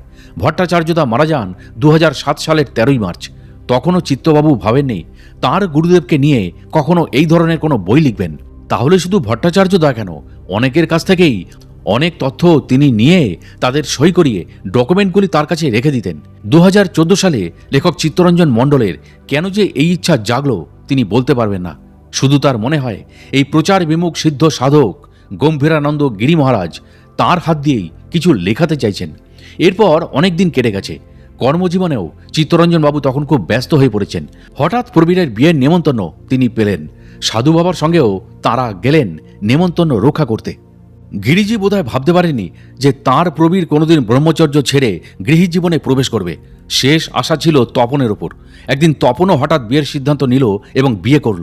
সাধু বাবার দুই বিশ্বস্ত শিষ্য তার ক্রিয়ায় ক্রিয়াবান হয়ে দুজনের সংসার জীবনে প্রবেশ করল। প্রবীর এসডিও হয়ে গেল। পরবর্তীকালে চাকরি ছেড়ে কানাডায় চলে যায়। সেখানে সে সেটেল হয়েছে, তার ছেলেরাও সেখানে সেটেলড, নাগরিকত্ব পেয়ে গেছে সবাই। মাঝে মাঝে প্রবীর কলকাতায় আসে, আবার ফিরে যায় সেখানে। এখানে এলে গুরুভাইদের সঙ্গে দেখা করে। তপনও আপাতত নৈহাটি ত্যাগ করে আসামে সেটেলড হয়ে গেছে। এরপর গিরিজি চিত্তবাবুকে বারবার খবর দিচ্ছিলেন যাতে ওনার সঙ্গে তিনি দেখা করেন। একদিন চিত্তবাবু গেলেন, বললেন আমাদের সংসার আছে, কাজকর্ম আছে, আপনার তো ওসবের বালাই নেই, তাই খবর দিলেই আসা যায় না সঙ্গে সঙ্গে। গিরিজি কিন্তু একটু রাগ করলেন না, মৃদু হেসে বললেন তোকে খুব দেখতে ইচ্ছা করছিল, তাই খবর দিচ্ছিলুম, তুই রাগ করিস কেন? চিত্তবাবু বললেন কি জন্য ডেকেছেন বলুন। গম্ভীরানন্দ গিরিজি তখন বললেন অফিস থেকে এসেছিস তোরা, চাটা খেয়ে নে, তারপর বলছি। তাদের চা খাওয়া শেষ হলে গিরিজি তখন বললেন কাল বৌমাকে নিয়ে তুই এখানে আয়, তোদের দীক্ষা দেব। চিত্তরঞ্জন মণ্ডল থতমত খেয়ে গেলেন। গিরিজি তখন বললেন বাড়িতে গিয়ে বৌমাকে বল, যদি না আসতে চায় দীক্ষা নিবি না, চিন্তা কিসের তোর, আমার সময় আর বেশি দিন নেই, এই তোকে বললাম। বাড়ি চলে এলেন চিত্তরঞ্জন মণ্ডল। তার স্ত্রী অপর্ণাকে সব বললেন। সে তো এক কথায় রাজি হয়ে গেল। বাধ্য হয়েই পরের দিন সকালে টালিগঞ্জে ভট্টাচার্যদার বাড়িতে গিয়ে হাজির হলেন লেখক চিত্তরঞ্জন বাবু। স্নান টান করেই গিয়েছিলেন। দেখলেন তার জন্য লাল সরু পাড় ধুতি আর অপর্ণা দেবীর জন্য লাল পেড়ে সাদা খোলের নতুন কস্তা শাড়ি রাখা আছে। দুজনে কাপড় চোপড় পরে বসে আছেন। ভট্টাচার্য বৌদি সব জোগাড় করে রেখেছিলেন। তাঁদের কাপড় পরা হয়ে গেলে সাধু বাবা ঠাকুর ঘরে এলেন এবং তাঁদের যথা নিয়মে দীক্ষা দান করলেন। দীক্ষার পর চিত্তবাবুকে সরাসরি বললেন আমি তোর প্রকৃত গুরু নই, তোর ক্ষেত্রটা প্রস্তুত করে দিয়ে গেলাম, তোর গুরু আছে, সময় মতো তোকে খুঁজে নেবে, তোকেও খুঁজতে হবে তাকে। তিনি আমাকে চেনেন, আমার নামও জানেন, কি মন্ত্রে তোকে দীক্ষা দিতে হবে তিনি ভালো করে জানেন, তবুও সেটা তোকে বলে যাচ্ছি, তাকে ছাড়া কখনো কাউকে বলবি না। এই বলে তিনি সেই মন্ত্রের নাম বললেন। তারপর একটু থেমে বললেন যেদিন আমার উপর থেকে তোর বিশ্বাস চলে যাবে সেদিন আমার দেওয়া দীক্ষা মন্ত্র বেলপাতায় লিখে গঙ্গা জলে ভাসিয়ে দিবি। চিত্তবাবুকে যেটা অবাক করেছিল, দক্ষিণা বাবদ উনি দুজনের কাছ থেকে নিলেন দুটি মাত্র হরিতকি, যা উনি ব্যবস্থা করে রেখেছিলেন। গম্ভীরানন্দ গিরি মহারাজ ব্রহ্মলীন হওয়ার পর ওনার নির্দেশ মাথায় রেখে গুরু খোঁজার অছিলায় চিত্তবাবু অনেক সাধুসঙ্গ করেছেন, কিন্তু ওনাকে দীর্ঘদিন কাছে পাওয়ার পর, কিছুদিন নিবিড় সঙ্গ করার পর আর কারোর দিকে তার মন টানত না। তিনি জানেন না তার প্রকৃত গুরু কে, কোথায় আছেন তিনি, কবে হবে দেখা তার সঙ্গে, তাও তিনি জানেন না। চিত্তবাবুর ওপর তাঁর যে অযাচিত অফুরন্ত স্নেহ ভালোবাসা, সেটা তিনি কিছুতেই ভুলতে পারছেন না। বারবার চিত্তবাবুর মনে পড়ে তার এক বড় আশীর্বাদের কথা। যখন বারে বারে বিপদে পড়েছেন উনি পথ দেখিয়েছেন। এমনকি উনি দেহ ছাড়ার পরে এখনো পর্যন্ত 3 বার তিনি তার স্ত্রীকে রাতে স্বপ্নের ভিতর দেখা দিয়েছেন। কি ঘটতে চলেছে, তাদের কি করতে হবে সব বলে মিলিয়ে দিয়েছেন। পরপর সে বিপদগুলো এসেছে আর ওনার বাতলে দেওয়া পথ, ওনার দেওয়া বরাভয় উতরে দিয়েছে তাদের সেই সব বিপদের হাত থেকে। এ কাউকে বলা যায় না, আবার জোর করে কাউকে বিশ্বাস করানোও মুশকিল। চিত্তবাবুর মনে আছে একবার গিরিজি তাকে বলেছিলেন জীবনে অনেক বিপদ আসবে, তোর প্রারব্ধের কিছুটা এই জন্মের কর্মফল, কিন্তু তোকে যারা ক্ষতি করার চেষ্টা করবে তাদের চতুর্গুণেরও বেশি ক্ষতি হবে, পরে মিলিয়ে নিস। এই যে কত বড় আশীর্বাদ তা চিত্তরঞ্জন মণ্ডল পরবর্তীকালে হারে হারে টের পেয়েছেন বিভিন্ন ঘটনায়। একজন বিশিষ্ট রাজনৈতিক নেতার মান সম্মান ধুলোয় লুটিয়ে গেছে, আরেকজনের যাবজ্জীবন জেল হয়েছে, আর 3 জনের সাংসারিক জীবন তছনছ হয়ে গেছে। উদাহরণ তিনি আর বাড়াতে চান না। চোখের সামনে চিত্তবাবু দেখেছেন তাকে নানাভাবে অপদস্থ করার চেষ্টা করার পর তাদের ভাগ্যে এই রকম অবস্থা হয়েছিল। ভট্টাচার্যদার মুখে চিত্তবাবু শুনেছিলেন গ্র্যান্ড হোটেলে তাঁরই নির্দেশে তার সমস্ত আত্মীয় স্বজন যৌথভাবে বসে সিদ্ধান্ত নেন যে তাদের টালিগঞ্জ চেতলা অঞ্চলের সমস্ত জমি জায়গা গরিব বস্তিবাসীদের বিলিয়ে দেওয়া হবে। বিদেশ থেকেও তাদের সব আত্মীয় স্বজনরা এসেছিলেন। চিত্তবাবুর বিশেষ বন্ধু অফিস কলিগ বিমান, যার কথা আগে বারবার তিনি বলেছিলেন, গম্ভীরানন্দ গিরি মহারাজের খুবই স্নেহধন্য প্রিয় ভক্ত ছিলেন। হঠাৎ সন্ধেবেলায় বাবা তাকে ফোন করে ভট্টাচার্যদার বাড়িতে আসতে বললেন। এমনই জরুরি তাগাদা ছিল যে সে তখনই যেতে বাধ্য হয় তাঁর কাছে। সাধু বাবা বললেন তার শরীর খুব খারাপ হচ্ছে, এখনই পিজিতে যেন ভর্তি করা হয়, তার রক্তবমি শুরু হবে। সঙ্গে সঙ্গে ট্যাক্সিতে করে বিমান, ভট্টাচার্যদা এবং আরও কয়েকজন গম্ভীরানন্দ গিরি মহারাজকে পিজিতে নিয়ে যায়। ডাক্তার অবস্থা দেখে সঙ্গে সঙ্গে ভর্তি করার সঙ্গে সঙ্গেই রক্ত বমি শুরু হয়ে যায়। ডাক্তারদের অক্লান্ত পরিশ্রমে উনি ধীরে ধীরে সুস্থ হয়ে ওঠেন। ডাক্তারদের উনি চিন্তা করতে বারণ করেন। সুস্থ মতো দেখে ডাক্তারবাবুরা নীরবে কোনো কথার উত্তর না দিয়ে ঘর ছেড়ে চলে যান। বিমান হঠাৎ বলেছিল, আমি আসবো কি আসবো না খুব দ্বিধায় ছিলাম। এখন দেখছি না আসলে খুব ভুল করতাম। কিন্তু আপনি বলুন, আপনার যে খানিক বাদে রক্তবমি হবে তা আপনি বুঝলেন কি করে? মুখে শিশুসুলভ হাসি নিয়ে গম্ভীরানন্দ গিরি মহারাজ বলেন, অমুকের খবর নে তোরা। এক শিষ্যার বাবার ফোন নম্বর দিলেন। ফোন করে জানা গেল তার আজ একটু আগে প্রচণ্ড রক্তবমি শুরু হয়। ডাক্তার ডাকার কোনো সময় পাওয়া যায়নি। বাড়িতে কান্নাকাটি পড়ে গেছিল, শুধু বাবাকে ডাকছিল। তারপরই হঠাৎ রক্তবমি বন্ধ হয়ে যায়, এখন সুস্থ আছে। গম্ভীরানন্দ গিরি মহারাজকে বিমান ফোনের কথাগুলো জানালো। বাবা কিন্তু শুধু মুচকি হাসলেন। বিশেষ কারণবশত সেই শিষ্যার নাম প্রকাশ করা গেল না। প্রয়োজন হলে বিমান সরকারের সঙ্গে যোগাযোগ করে নাম ধাম পরিচয় জেনে নিতে পারেন যে কেউ। এটা চিত্তবাবু বলছেন। সেই শিষ্যা এখন পুরো সুস্থ। তার একমাত্র মেয়ে কলেজের ছাত্রী। তারা যাতে কোনো অস্বস্তিতে না পড়েন তাই নামও প্রকাশে অনিচ্ছুক তারা। বিমানবাবু বললেন, চিত্ত, তোরা তখন অফিস শেষে বাড়িতে, হাতে বেশি সময় নেই বলে বাবা তোদের ডাকেননি।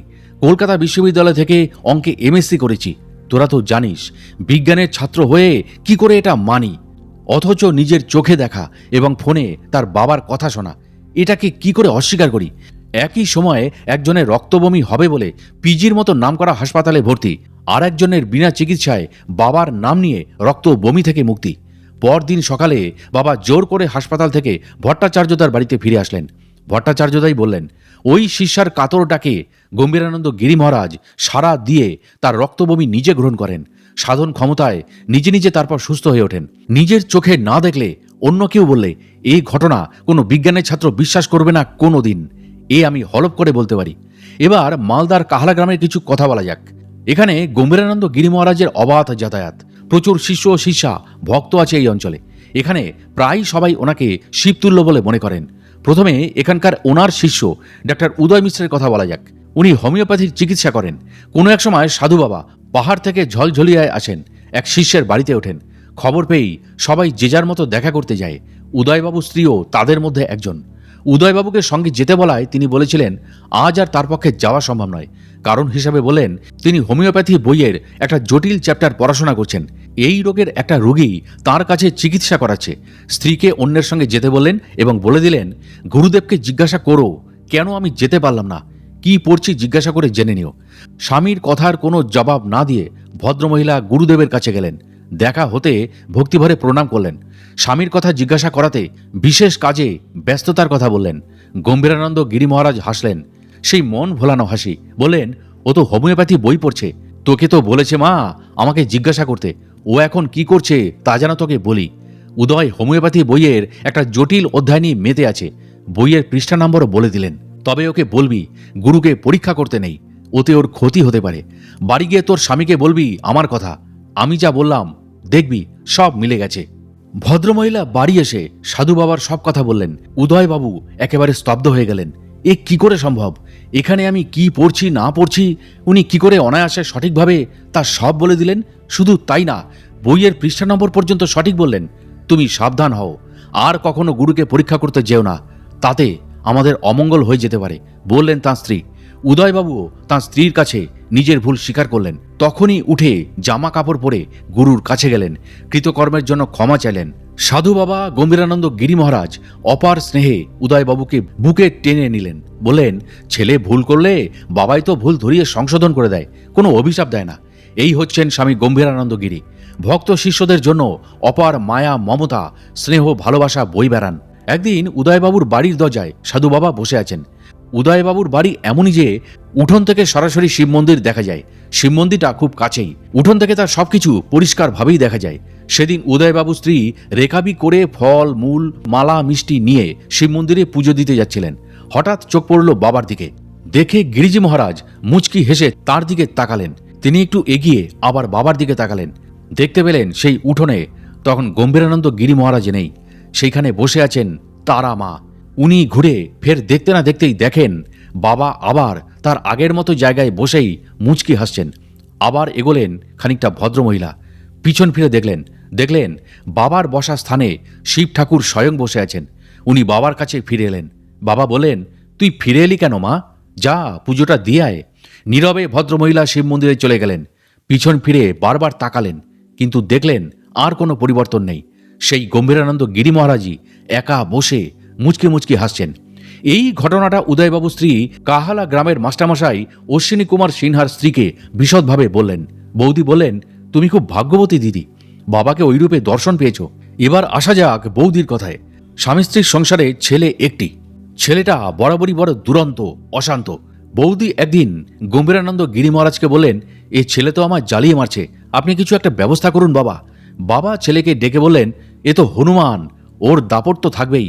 ও তবু তো সারাদিন দুষ্টুমি করেও মাকে কাছে পাচ্ছে। আমি মাকে রোজ কাছে পেতাম না।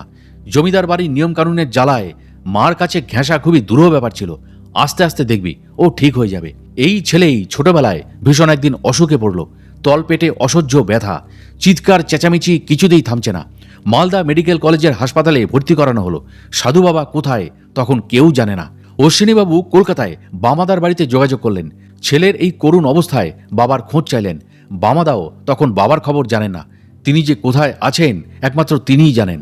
বামাদার বড় মেয়ে মামুনি তখন স্কুলের ছাত্রী। মাস্টার মশায়ের হৃদয় নিংড়ানো ব্যথা তাকে দারুণভাবে স্পর্শ করল। সাধু বাবার কাছে বারবার কাকুতি মিনতি করতে লাগলো ছেলেটিকে সুস্থ করার জন্য। এই বাচ্চা মেয়েটির নিদারুণ আকুতিতে দাদুগুরু স্থির থাকতে পারলেন না।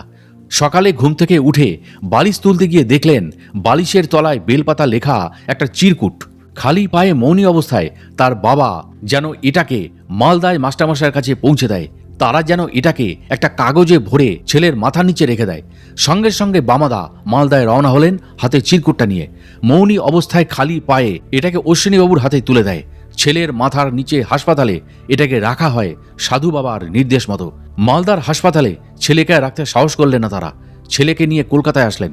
ভর্তি করলেন বেগবাগানের এক নার্সিংহোমে।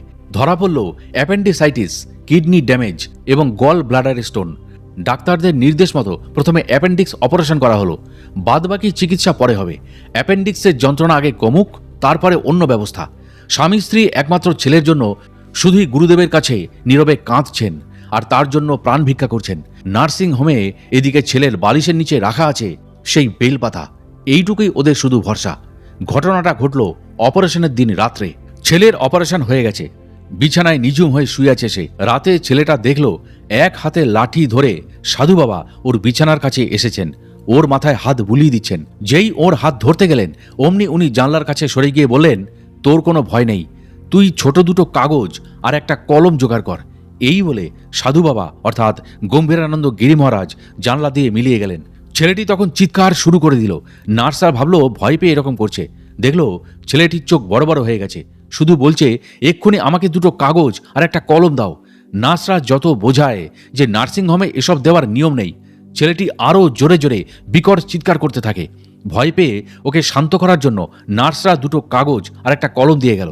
ছেলেটি দুটি চিঠি লিখল, একটি তার মাকে, আরেকটি বামাদার স্ত্রী মিসকে। তাতে লেখা ছিল একই কথা, আমার জন্য চিন্তা করতে হবে না, আমি সুস্থ হয়ে যাব, আমার কোনো কিছু হবে না। তলপেটের সেলাই কাটার পর কিডনি গল ব্লাডারের জন্য বেরিয়াম এক্সরে থেকে শুরু করে সব রকম টেস্ট করা হলো, কিন্তু মজার ব্যাপার হলো কোনো টেস্টেই খারাপ কিছু ধরা পড়ল না। কয়েকদিন বাদে সুস্থ অবস্থায় ছেড়ে দেওয়া হলো। প্রথমে বামাদার বাড়ি আনা হলো। সেখানে ছেলেটিকে জিজ্ঞাসা করা হলো যে সে কি করে জানতে পারলো যে তার কিছু হবে না, তার কোনো রোগ আর নেই। ছেলেটি তখন নার্সিংহোমের সেই রাত্রের ঘটনাটা বলল। সাধু বাবা কি করে আসলেন বা কি করে ধরতে গিয়ে মিলিয়ে গেলেন কোনোটাই বাদ দিল না। শেষে সে বলল, ওনার নির্দেশ মতো কাগজ কলম জোর করে নার্সদের কাছ থেকে আদায় করে নিয়েছিলাম। বিশ্বাস তোমরা করতে পারবে না জেনেও বলছি, আমি চিঠির একটা অক্ষরও লিখিনি। কে যেন আমার হাতের কলম নিয়ে লিখে চলেছে। আমার তখন যেরকম শারীরিক অবস্থা তাতে কোনো বোধ বুদ্ধি কাজ করছিল না। আমি শুধু কলমটা ধরে রেখেছি। কে লিখেছে কি লিখেছে আমি বলতে পারবো না। কারোর বুঝতে বাকি রইল না এও গম্ভীরানন্দ গিরি মহারাজের এক অলৌকিক লীলা মাত্র। এই ঘটনার পর মাস্টারমশাই ছেলে, যার ডাকনাম ছিল রাজু, বাবা যাকে আদর করে ডাকতেন রাজুয়া, আর কখনো কোনো বড় বিপদের মুখে পড়েনি। আজ তার বয়স 40-এর কাছাকাছি। বিয়ে থা করে সুখে সংসার করছে। ছেলেমেয়ের সুখী বাবা সে। পরবর্তী সময়ে গম্ভীরানন্দ গিরি মহারাজ তাদের বাড়ি গেলে মাস্টারমশাই এবং বৌদি অনেক পীড়াপিড়ি করার ফলে উনি আসল সত্যটা বললেন। জানিস মা, তোর ছেলের মৃত্যুযোগ ছিল, তোদের বললে তোরা ভয় পেয়ে যেতিস, তাই বলিনি। আমার কোনো কেরামতি নেই, আমি ওর কপালে মৃত্যুযোগ দেখতে পেয়ে আমার ইষ্টের কাছে রাত দিন প্রার্থনা জানিয়েছি। মা আমার তোদেরকে অসীম কৃপা করেছেন, তাই তোদের ছেলের বিপদ কেটে গেছে। বৌদি আরও অনেক কথা বললেন লেখক চিত্তরঞ্জন বাবুকে, আর কত লিখবেন, রামায়ণ মহাভারত হয়ে যাবে। একবার বৌদি তার কাঁধের ব্যথায় প্রচণ্ড কষ্ট পাচ্ছিলেন, ওষুধ খেয়ে খেয়ে হয়রান, ঘাড় ঘোরাতে গেলে যন্ত্রণা, নিচু হয়ে কাজ করতে গেলে যন্ত্রণা, যন্ত্রণার যেন শেষ নেই। এদিকে দীর্ঘদিন বাবার কোনো খবর নেই। পাহাড় থেকে সমতলে আসলে একবার না একবার মালদা ঘুরে যান, সকল শিষ্য ভক্তের খোঁজ খবর করে যান। এই বিপদের সময় তার দেখা পাচ্ছেন না বৌদি। বৌদি শুয়ে শুয়ে গম্ভীরানন্দ গিরি মহারাজকে স্মরণ করছেন, তার পায়ে আকুতি রাখছেন, তবুও ব্যথা কমছে না, উনি দেখাও দিচ্ছেন না। হঠাৎ একদিন সকালে উনি এসে হাজির। ওনাদের তখন মাটির ঘর, মাটির বারান্দা, যাকে গ্রাম বাংলায় দাওয়া বলা হয়, বুক সমান উঁচু দাওয়া, উঠতে হয় সাবধানে। উনি বৌদিকে ডাক দিলেন। বৌদি অনেক কষ্টে কাঁধের ব্যথা নিয়ে নিচু হয়ে ওনাকে ভক্তিভরে প্রণাম করলেন। আশীর্বাদ করে উনি বললেন, আমাকে তুই একটু ধর, শরীরটা তত ভালো নেই, দাওয়ায় উঠতে গিয়ে পড়ে যেতে পারি, তুই কি আমার দেহের ভার একটু সহ্য করতে পারবি? বৌদি তখন বললেন, পারবো বাবা, কোনো অসুবিধা হবে না। বৌদি এগিয়ে গেলেন। বাবা জোরে তার কাঁধের ব্যথার জায়গাটা হাত দিয়ে চেপে ধরে আস্তে আস্তে উপরে উঠলেন। দাওয়ায় মাদুরের ওপর বসে বললেন। মনে হলো যেন তার কত কষ্ট হয়েছে। এদিকে ব্যথার জায়গায় জোরে বাবা চেপে ধরার জন্য যন্ত্রণায় বৌদির চোখে প্রায় জল এসে গিয়েছে। কষ্ট সামলে বাবার জন্য চা জল খাবারের ব্যবস্থা করতে রান্নাঘরে তিনি চলে গেলেন। মাস্টারমশাই তো স্কুলে, উনি জানেনই না যে গম্ভীরানন্দ গিরি মহারাজ ওনার বাড়িতে এসছেন। দুপুরে গিরিজি বৌদিকে একটু পাখার হাওয়া করতে বললেন। ব্যথার কারণে বৌদি একটু ইতস্তত করে ভয় ভয় হাওয়া করতে লাগলেন ধীর লয়ে।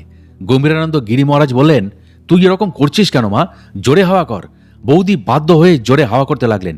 কিন্তু কি আশ্চর্য, বৌদির কোনো কষ্ট হচ্ছে না, কাঁধে কোথাও ব্যথা লাগছে না, সব ব্যথা নিমেষে কোথায় যেন হাফিস হয়ে গেছে। বৌদির চোখে তখন আনন্দের জল। বাবাকে উনি তখন বললেন সব কথা। বাবা কোনো উত্তর দিলেন না, মুখে সেই অমায়িক দেবতুল্য হাসি। অনেক চাপাচাপিতে বৌদিকে বললেন, তুই অত করে আমায় ডাকলি, আমি না এসে থাকতে পারি? আমার তো অনেক ভক্ত শিষ্য, তাই সবসময় সব জায়গায় সঙ্গে সঙ্গে পৌঁছাতে পারি না মা। গুরুপদে বিশ্বাস রাখো, বিশ্বাসে মিলায় বস্তু, তর্কে বহুদূর। তোর বিশ্বাস ছিল বলেই তুই যন্ত্রণা থেকে মুক্তি পেলি। আমার কোনো হাত নেই, আমার ইষ্টই তোকে যন্ত্রণা থেকে মুক্তি দিয়েছে। আমি তো মা কখনো প্রচার চাই না। আমার জীবিতকালে তোর স্বামী ছাড়া এই ঘটনা কাউকে বলবার দরকার নেই। এই হচ্ছেন দয়ার অবতার শ্রী শ্রী স্বামী গম্ভীরানন্দ গিরি মহারাজ। বৌদি আরেকটি করুণ ইতিহাস লেখক চিত্তবাবুকে বললেন। এখনও তিনি এই ঘটনা মনে করলে কেঁদে ফেলেন। বাবা একদিন বললেন, মাস্টার তো তোকে কোথাও বেড়াতে নিয়ে যায় না, পাশের গ্রামের এক শিষ্যের বাড়িতে তুই আমার সঙ্গে চল, বিকেলে ফিরে আসব। বাবার কথা মতো বৌদি কাপড় চোপড় পরে ওনার সঙ্গী হলেন। রাস্তায় এসে গম্ভীরানন্দ গিরি মহারাজ জেদ ধরলেন, আমি লরিতে করে যাব। বৌদি যত বোঝান, বাবা লরিতে আপনি যাবেন কেন, লরিতে তো কুলি কামিনরা যায়, আপনি রিকশায় চলুন। গম্ভীরানন্দ গিরিজির সেই একই জেদ, না আমি রিকশায় যাব না, আজ লরি চাপব। হঠাৎ সামনে একটা নতুন লরি এসে দাঁড়ালো। বাবাই হাত তুলে দাঁড় করালেন। ড্রাইভারকে বললেন, বাবা আমি পাশের গ্রামে নামবো, তুমি আমাদের নিয়ে ওইখানে নামিয়ে দিও। ড্রাইভার খুশি মনে ওনাদেরকে তুলে পাশের গ্রামে নামিয়ে দিল। একটু সময়ের মধ্যেই ড্রাইভার জানালো, গাড়িটা মালিক নতুন বের করেছে, আজ ডেলিভারি নিয়েছে, পরশুদিন শুভ সময়ে মায়ের পুজো দিয়ে গাড়ি ভাড়া খাটতে বেরোবে। গিরিজি এই কথা শুনে একটু মুচকি হাসলেন, যে হাসির অর্থ ড্রাইভার কিংবা বৌদি কেউ বুঝতে পারলেন না। পরশুদিন পুজো দিয়ে ফেরার পথে এই লরি করেই বাবার নশ্বর দেহ বারহারোয়া আশ্রমে পৌঁছায়। সেই কাহিনী অবশ্য আপনাদের পরে বলবো প্রিয় দর্শক ও শ্রোতা। সেদিন বৌদি বুঝতে পারেননি কেন সাধু বাবা লরি করে যাবার জন্য এত জেদ ধরেছিলেন। বেঁচে থাকতে তিনি যে নতুন লরির যাত্রী, দেহাবসানেও সেই নতুন লরির সওয়ার। সেদিনও ড্রাইভার কোনো পয়সা নেয়নি, এদিনও মালিক কোনো পয়সা নেননি। কাউকে কোনো কষ্ট না দিয়ে, কারোর পয়সা গ্রহণ না করে তিনি তার ইষ্টের সঙ্গে মিলিত হলেন। প্রকৃত সাধকের পক্ষে এই রকম ঘটনা ঘটা সম্ভব বোধ হয়। আজ সেসব কথা মনে পড়লে বৌদি কেঁদে আকুল হন। বৌদির আরেকটি ঘটনা লেখক চিত্তরঞ্জন মণ্ডল উল্লেখ করেছেন। গম্ভীরানন্দ গিরিজি মহারাজ তখন ব্রহ্মলীন হয়েছেন তাদের ওখানে মালদায় কাহালা গ্রামে। মাস্টারমশাইয়ের একটিমাত্র ছেলে রাজু, তার কথা আগেই বলা হয়েছে। মেয়েটি বিবাহযোগ্যা হয়েছে, বিভিন্ন জায়গায় দেখাশোনা হচ্ছে, কোথাও ঠিক হচ্ছে না। ঠিক হলেও সেই বিয়ে ভেঙে যাচ্ছে, মন ভেঙে যাচ্ছে মাস্টারমশাই এবং বৌদির। কি করবেন ভেবে উঠতে পারছেন না তারা। বৌদি রাত দিন বাবাকে কায় মনোবাক্যে স্মরণ করছেন কন্যার দায় থেকে উদ্ধার করার জন্য। মেয়েকে বেশি দূর লেখাপড়া শেখাতে পারেননি। এমন সময় আসানসোলের এক সুপাত্রের সন্ধান পাওয়া গেল। বৌদি বাবা গম্ভীরানন্দ গিরিজে মহারাজকে মনে মনে স্মরণ করলেন। বললেন, বাবা, এই পাত্র যদি হাতছাড়া হয়ে যায় আমি নির্ঘাত ট্রেনে মাথা দেব, এ মুখ আর কাউকে দেখাবো না। না, বৌদিকে ট্রেনে মাথা দিতে হয়নি। বাবার অসীম কৃপায় বিয়ে পাকা হলো। বাবার ফটো সামনে রেখে বৌদি মাস্টারমশাইয়ের কন্যা সম্প্রদান করলেন। ভালোই ভালোই বিয়ে চুকে গেল। এবার জামাইয়ের একটু পরিচয় দেওয়া যাক। জামাই MA পাস, তারপর ল পাস করে আসানসোল কোর্টের উকিল, ভালো পসার, দেখতে শুনতেও খারাপ নয়, বাড়ির অবস্থাও ভালো। বাবার কৃপায় বৌদির মেয়ে আজ সুখে সংসার করছেন। স্বামী গম্ভীরানন্দ গিরি মহারাজ এইভাবে যে কতজনকে কৃপা করেছেন তার ইয়ত্তা নেই। সিন্ধুর মাঝে বিন্দুর খোঁজ আমরা পাচ্ছি মাত্র। চিত্তবাবু শুনেছিলেন শঙ্করীদিকেও উনি ভীষণ স্নেহ করতেন। মাস্টারমশাইয়ের বাড়ির কাছেই বাড়ি। শঙ্করীদিও যদিও মনে প্রাণে গুরু সেবা করেছেন, তার কৃপা করুণা অনেক লাভ করেছেন। চিত্তবাবুরা যারা কলকাতার বাবু, এই খবর আর কতটুকু পাবেন? বিশাল ভূসম্পত্তির মালিকের ছেলে হয়েও চিরকাল গরিব দুঃখী অসহায়দের মাঝে কাটিয়ে গেলেন। শেষ সময়টাও তাদের কাছেই থেকে গেলেন। ছোট্ট একটা ঘটনার কথা এ প্রসঙ্গে বলা যায়। সাধু গম্ভীরানন্দ গিরি মহারাজ নশ্বর দেহ ত্যাগ করার পর ছোট্ট এক আলতা শিশি তাঁর পায়ে মাখিয়ে দেওয়া হয়। ইচ্ছুক সবাই একে একে তাঁর পায়ের ছাপ সাদা কাগজে নিতে থাকলো। আলতা শেষ হয়ে গেল, কয়েক ফোঁটা পড়ে রইল, কয়েক ফোঁটা মাটিতে পড়ল। আলতা মাখানো সেই ফটো লেখক চিত্তরঞ্জন মণ্ডল তাঁর কাছে রেখে দিয়েছিলেন। আলতা মাখানো পায়ের ছাপও তিনি দেখেছিলেন। গম্ভীরানন্দ গিরিজি মহারাজের দেহ বারহারোয়াতে সমাধিস্থ করার পর অনেকেই কাহালায় গিয়েছিল। ওনার দেহ যেখানে ছিল সেখানে ওনার পায়ের আলতা দিয়ে ছাপ তোলা হয়েছিল। সেই জায়গাটা সবাই দেখল। পায়ের আলতা গড়িয়ে পড়া মাটি অনেক ভক্তিভরে আঁচলা করে তুলে নিল অনেকেই। যত্ন করে অনেকে আজও সেই মাটি পুজো করে। কিন্তু লেখক চিত্তরঞ্জন বাবু যে কথাটা বলার জন্য এই ঘটনার অবতারণা করেছেন সেটা হলো, দলে দলে লোক সেই মাটি নেওয়ার জন্য উৎসুক। যতই মাটি খোঁড়া হচ্ছে দেখা যাচ্ছে সেই মাটি আলতায় রাঙানো। যারা চোখে দেখেননি তাদের পক্ষে এই ঘটনা বিশ্বাস করা খুবই শক্ত। 2-3 হাত গর্ত হয়ে গেলেও তবু সেই জায়গার মাটির রং আলতা রঙে রাঙানো। একটা ছোট্ট আলতার শিশি পায়ে দিয়ে বারবার কাগজের ছাপ তুললে কতটা মাটিতে পড়তে পারে, যে মাটির 2-3 হাত তলায়ও আলতা গড়িয়ে পড়ে আলতা রং রঞ্জিত করবে। যে কেউ আজ কাহালায় গিয়ে সত্য মিথ্যা যাচাই করে আসতে পারেন এবং এক শিশি আলতা পায় না দিয়েও কোনো এক স্থানে মাটিতে ফেলে পরের দিন 3 হাত খুঁড়ে দেখতে পারেন সেখানকার মাটি আলতা রঙে রঞ্জিত হয় কিনা। এই রহস্যের কিনারা আজও তার শিষ্য ভক্তরা কেউ করে উঠতে পারেনি। যিনি এই রহস্যের উত্তর অমায়িক হাসি হেসে দিতে পারতেন তিনি আজ নশ্বর দেহ ত্যাগ করে ব্রহ্মলীন হয়েছেন। লেখক চিত্তরঞ্জন বাবুর মনে পড়ে নৈহাটির বোদদার কথা, যিনি বহুদিন সাধু বাবার সঙ্গ করেছিলেন। ওনার বাড়িতে কয়েকবার তিনি গিয়েও ছিলেন।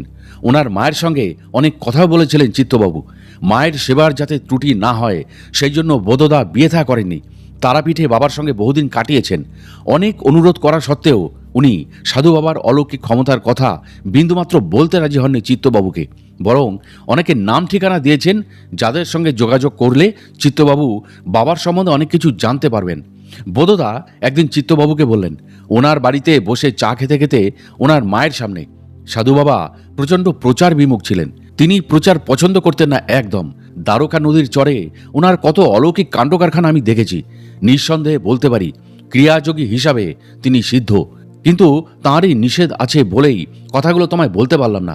তুমি তার সম্বন্ধে লিখছো, লেখো, আমার প্রাণের উজাড় করার শুভেচ্ছা রইল। মাসিমাই লেখার জন্য চিত্তরঞ্জন বাবুকে মন খুলে আশীর্বাদ করলেন এবং স্নেহের দাবিতে বললেন, বইটা ছাপা হলে 1 কপি আমায় পড়তে দিও বাবা। অশীতিপর বৃদ্ধার 2 হাত ভরা আশীর্বাদ নিয়ে লেখক চিত্তরঞ্জন মণ্ডল বেরিয়ে পড়লেন। ওখান থেকে বেরিয়ে কতজনের কত জায়গায় গিয়েছেন শুধুমাত্র গিরিজি মহারাজের সঠিক মূল্যায়ন করার জন্য। কিন্তু বাবার নিষেধের দোহাই দিয়ে, প্রচার বিমুখতার দোহাই দিয়ে অনেকেই চিত্তরঞ্জন বাবুকে কিছু বলতে চাননি। তার অজস্র ভক্তের কাছে তিনি নানা কারণে পৌঁছতে পারেননি। তবুও গুরুর প্রতি অসীম শ্রদ্ধায় তিনি নিষেধের কথা জেনে শুনেও কলম ধরেছেন। তিনি ক্ষমা করলে এই লেখা বইয়ের আকারে প্রকাশ পাবে, না হলে কখনোই তা হবে না। এটা লেখক চিত্তরঞ্জন বাবুর অন্তরের সুদৃঢ় বিশ্বাস ছিল। এবার আবার লেখক চিত্তবাবু অশ্বিনী বাবুর স্ত্রীর কথায় ফিরে আসলেন। বৌদি বললেন, তার ছেলের বয়স যখন খুবই অল্প তখন বারহারোয়া যান। বাবার গুরুদেব পাহাড়ি বাবা তখনও জীবিত। ছোট্ট বাচ্চাটিকে পাহাড়ি বাবা খুবই যত্নের সঙ্গে বুকে জড়িয়ে ধরেন। সেই স্নেহ স্পর্শের কথা কথায় কথায় বাবাকে বলে ফেলেন বৌদি। বাবার সঙ্গে সঙ্গে তার আদরের হনুমান রাজুয়াকে ডেকে বুকে জড়িয়ে ধরেন। আদরে আদরে তাকে অতিষ্ঠ করে তোলেন। গম্ভীরানন্দ গিরি মহারাজ বলে ফেলেন, রাজুয়াকে জড়িয়ে ধরলে গুরুর গায়ের গন্ধ পাই। যতবার উনি কাহালায় গিয়েছিলেন রাজুয়াকে ডেকে জড়িয়ে ধরতেন শুধুমাত্র তার সদ্গুরু পাহাড়ি বাবার গায়ের পবিত্র গন্ধ নেবার জন্য। উনি বলতেনও যে সত্যি সত্যি তিনি গুরুর গায়ের গন্ধ পান। বৌদির কাছে লেখক চিত্তরঞ্জন মণ্ডল শঙ্করেদি সম্বন্ধে কিছু জানতে পেরেছিলেন। শঙ্করেদির তখনও বিয়ে হয়নি, বাপের বাড়ি কাহালায় রয়েছেন, টিউশনি করেন অনেক। টিউশনি শেষে বৌদির কাছে আসেন প্রায় দিন। বৌদিকে কাকিমা বলে ডাকেন। দুজনে একসঙ্গে চা খান, গল্প করেন কিছুক্ষণ, তারপর বাড়ি চলে যান। একদিন বৌদি চা করতে যাবেন বলে রান্নাঘরে যাচ্ছেন, শঙ্করেদি বাধা দিলেন। বললেন, কাকিমা, সন্ধ্যার পর আমি আর চা খাই না। বৌদি তো অবাক, এতদিন তুমি চা খেতে, আজ কি হলো? না কাকিমা, এখন ছেড়ে দিয়েছি। কারণটা তো তুমি বলবে। ও শুনতে হবে না কাকিমা, আমার কথা ছেড়ে দিন, বললেন শঙ্করিদি। বৌদি বললেন, না শঙ্করী, তোমাকে বলতেই হবে, না হলে আমি খুব কষ্ট পাবো। তখন শঙ্করিদি বললেন, কাকিমা, আপনাদের বলিনি, আমার ছোড়দার হঠাৎ কি যেন হয়ে গেছে। সবসময় কিরকম করে তাকায় ফ্যাল করে, উল্টো পাল্টা কথা বলে, মুখ দিয়ে কাঁচা রক্ত উঠে যায়। তাই গ্রামের মন্দিরে একজনের কথায় পুজো দিয়ে মানত করি, সন্ধ্যার পর আমি আর কখনো কিছু খাবো না। বলেছি, মা, তুমি আমার দাদাকে ভালো করে দাও, সেই থেকে আমি রাতে উপোস দিই। বৌদি বলেন, তুমি বাবাকে বলেছো এই ঘটনাটা? শঙ্করিদি বলেন, না কাকিমা, বলিনি। সবসময় ওই মানুষটাকে বিরক্ত করতে মন চায় না। কিছুক্ষণ বাদে শঙ্করিদি বাড়ি চলে গেলেন। এর কিছুদিন বাদে গম্ভীরানন্দ গিরিজি বৌদিদের বাড়িতে হঠাৎ আসলেন। বাবা সবাইকে তুমি তুই বলে কথা বলেন, শুধুমাত্র মাস্টারমশাইকে আপনি আপনি করে কথা বলেন। সেদিন বাবা মাস্টারমশাইকে বললেন, আপনি জামাটা খুলে আমাকে একটু দিন তো। মাস্টারমশাই থতমত হয়ে গেলেন। সাধু বাবা বললেন, ভয় নেই, আপনার টাকা পয়সা আমি নেব না। মাস্টারমশাই অস্বস্তিতে পড়ে গেলেন। বৌদি বললেন, বাবা যখন বলছেন তুমি জামাটা খুলে দাও না। অশ্বিনী বাবু জামাটা খুলে দিলেন। বাবা তখন তার ঝোলা থেকে একটা তেলের শিশি বের করে মাস্টারমশাইকে ভালো করে তেল মাখিয়ে দিতে লাগলেন। সবাই তখন এই আকস্মিক ঘটনায় হতবাক। সাধু বাবা বললেন, কি তোমরা অত ভাবছো? দেখনি, শোনোনি, রামকৃষ্ণ পরমহংসদেব নরেনকে তেল মাখিয়ে দিতেন? অশ্বিনী বাবু এবার বললেন, বাবা, আপনি সবাইকে তুমি তুই করে বলেন, আমাকে কেন আপনি আপনি করেন? তখন গম্ভীরানন্দ গিরিজি বললেন, আপনি মাস্টারমশাই, আমার কাছে চিরদিন মাস্টারমশাই হিসাবেই থাকুন। এরপর খাওয়া দাওয়ার পর বৌদি বাবাকে বললেন শঙ্করিদির দাদার সমস্যার কথা, রাত্রে তার উপবাস মানত করার কথা। গম্ভীরানন্দ গিরিজি সোজা হয়ে বসলেন, বললেন, এই কথা তো ব্লাডি আমাকে কোনোদিন বলেনি। তুমি এক্ষুনি ওকে আর ওর মাকে আমার কাছে আসতে বলো। বৌদি শঙ্করিদি বাড়ির সঙ্গে সঙ্গে খবর পাঠাবার ব্যবস্থা করলেন। ঘণ্টা খানেকের মধ্যেই মা ও মেয়ে দুজনে বৌদির বাড়িতে বাবার সামনে এসে হাজির। বাবা ডাকলে না এসে পারে কেউ? বৌদির সামনে শঙ্করিদিকে খুব একচোট বকলেন বাবা। কেন ঘটনাটা তাকে জানানো হয়নি সেই জন্য একটু রুষ্ট হলেন। তারপর খানিকক্ষণ বাদে শঙ্করিদির মাকে মন্দিরে যেতে বললেন। সেখানে গিয়ে মাকে বলতে হবে যে বাবা ছেলের সব দায়িত্ব নিয়েছে, তুমি মা মেয়েকে মানত মুক্ত করে দাও। শঙ্করিদির দাদা কয়েকদিনের মধ্যে সুস্থ হয়ে উঠল, ভুল বকা বন্ধ হলো, রক্ত ওঠা বন্ধ হয়ে গেল। শঙ্করিদি আগের মতো যথারীতি রাতে খেতে লাগলো।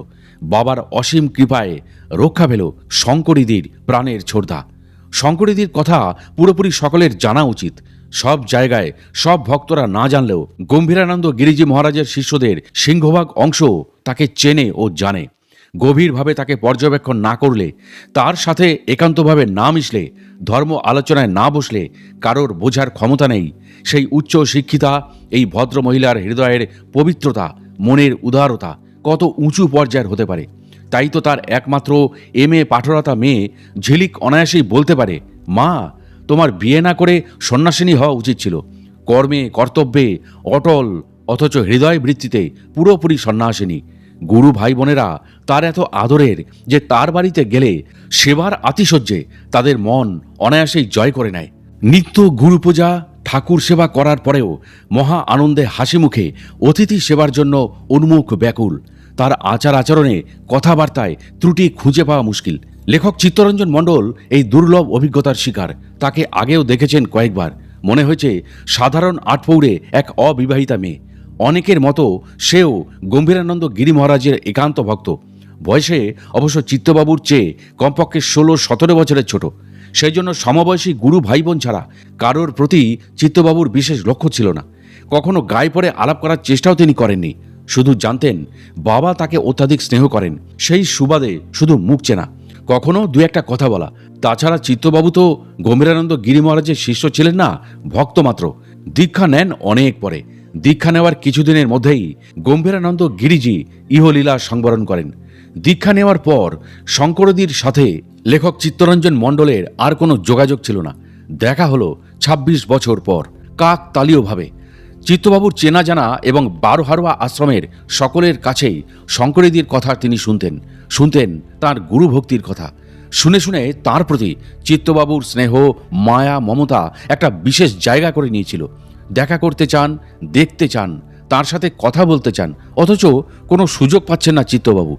মনের ঠিক এই অবস্থায় গম্ভীরানন্দ গিরি মহারাজ সম্বন্ধে তার শ্রদ্ধাঞ্জলি প্রকাশ করতে তার জীবনের কয়েকটা দিক তুলে ধরবেন লেখক ঠিক করলেন।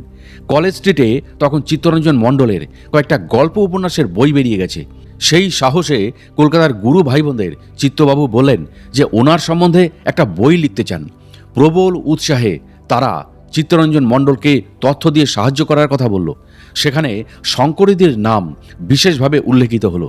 কলকাতায় যাদের যাদের কাছে এই ব্যাপারে সাহায্য পাওয়ার কথা তারা যথাসাধ্য সাহায্য করলো, কিন্তু শঙ্করীদের বাড়ির ঠিকানা কেউ দিতে পারল না, এমনকি ফোন নাম্বারটাও নয়। লেখক চিত্তবাবু যোগাযোগ করলেন কাহালার সেই মাস্টারমশাই অশ্বিনীবাবুর সাথে।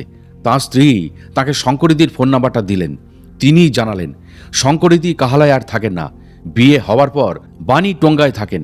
কিছুদিন আগে স্বামী হারিয়েছেন।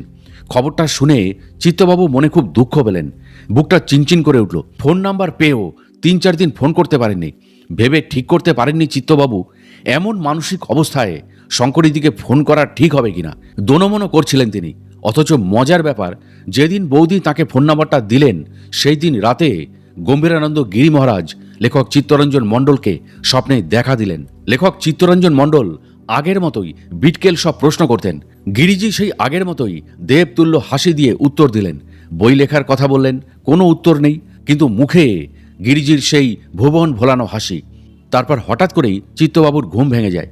সারাদিন তিনি ভাবতে থাকেন, ফোন তো করবেন, কি বলে সম্বোধন করবেন, চিনতে পারবেন কি, চিনতে পারলেও তাকে সাহায্য করবেন কি। অথচ নশ্বর দেহ ত্যাগ করতে শঙ্করীদির বাড়িটাকেই বাবা গম্ভীরানন্দ গিরিজি বেছে নিয়েছিলেন। শেষমেশ যা হয় হবে, এই ভেবে লেখক চিত্তরঞ্জন মণ্ডল শঙ্করীদিকে দিদি বলেই ফোন করে ডাকলেন। যে সহৃদয় ব্যবহার এবং আবাহন চিত্তবাবু পেলেন শঙ্করীদির কাছ থেকে তার জীবনে কোনোদিন তিনি ভুলতে পারবেন না। অনায়াসেই শঙ্করীদি স্বীকার করলেন যে চিত্তবাবুকে তিনি ভালোভাবেই চেনেন। তার আরও আবদার, ফোনে সব কথা বলা যাবে না, তার বাড়িতে একবার আসতেই হবে। চিত্তবাবু আসলে শঙ্করীদির খুব ভালো লাগবে, সেখানে সামনাসামনি সব কথা হবে। শঙ্করীদির কণ্ঠস্বরের আন্তরিকতায় চিত্তরঞ্জন মণ্ডল মুগ্ধ হয়ে গেলেন। একদিন চলে গেলেন তার বাড়িতে। চিত্তবাবুকে শঙ্করীদি চিনতে পারলেও চিত্তবাবুর পক্ষে শঙ্করীদিকে চেনা একটু কষ্টের হলো। যে সুন্দরী যুবতীকে তিনি দেখেছিলেন আজ থেকে বহু বছর আগে, সে তখন পাকা গৃহিণী। তার একমাত্র মেয়ে এমএ পড়ছে শুনলেন। সেও মায়ের সাথে চিত্তবাবুকে আপ্যায়ন করে নিয়ে গেল। সেই আপ্যায়নে দুজন যেন দুজনের পরিপূরক।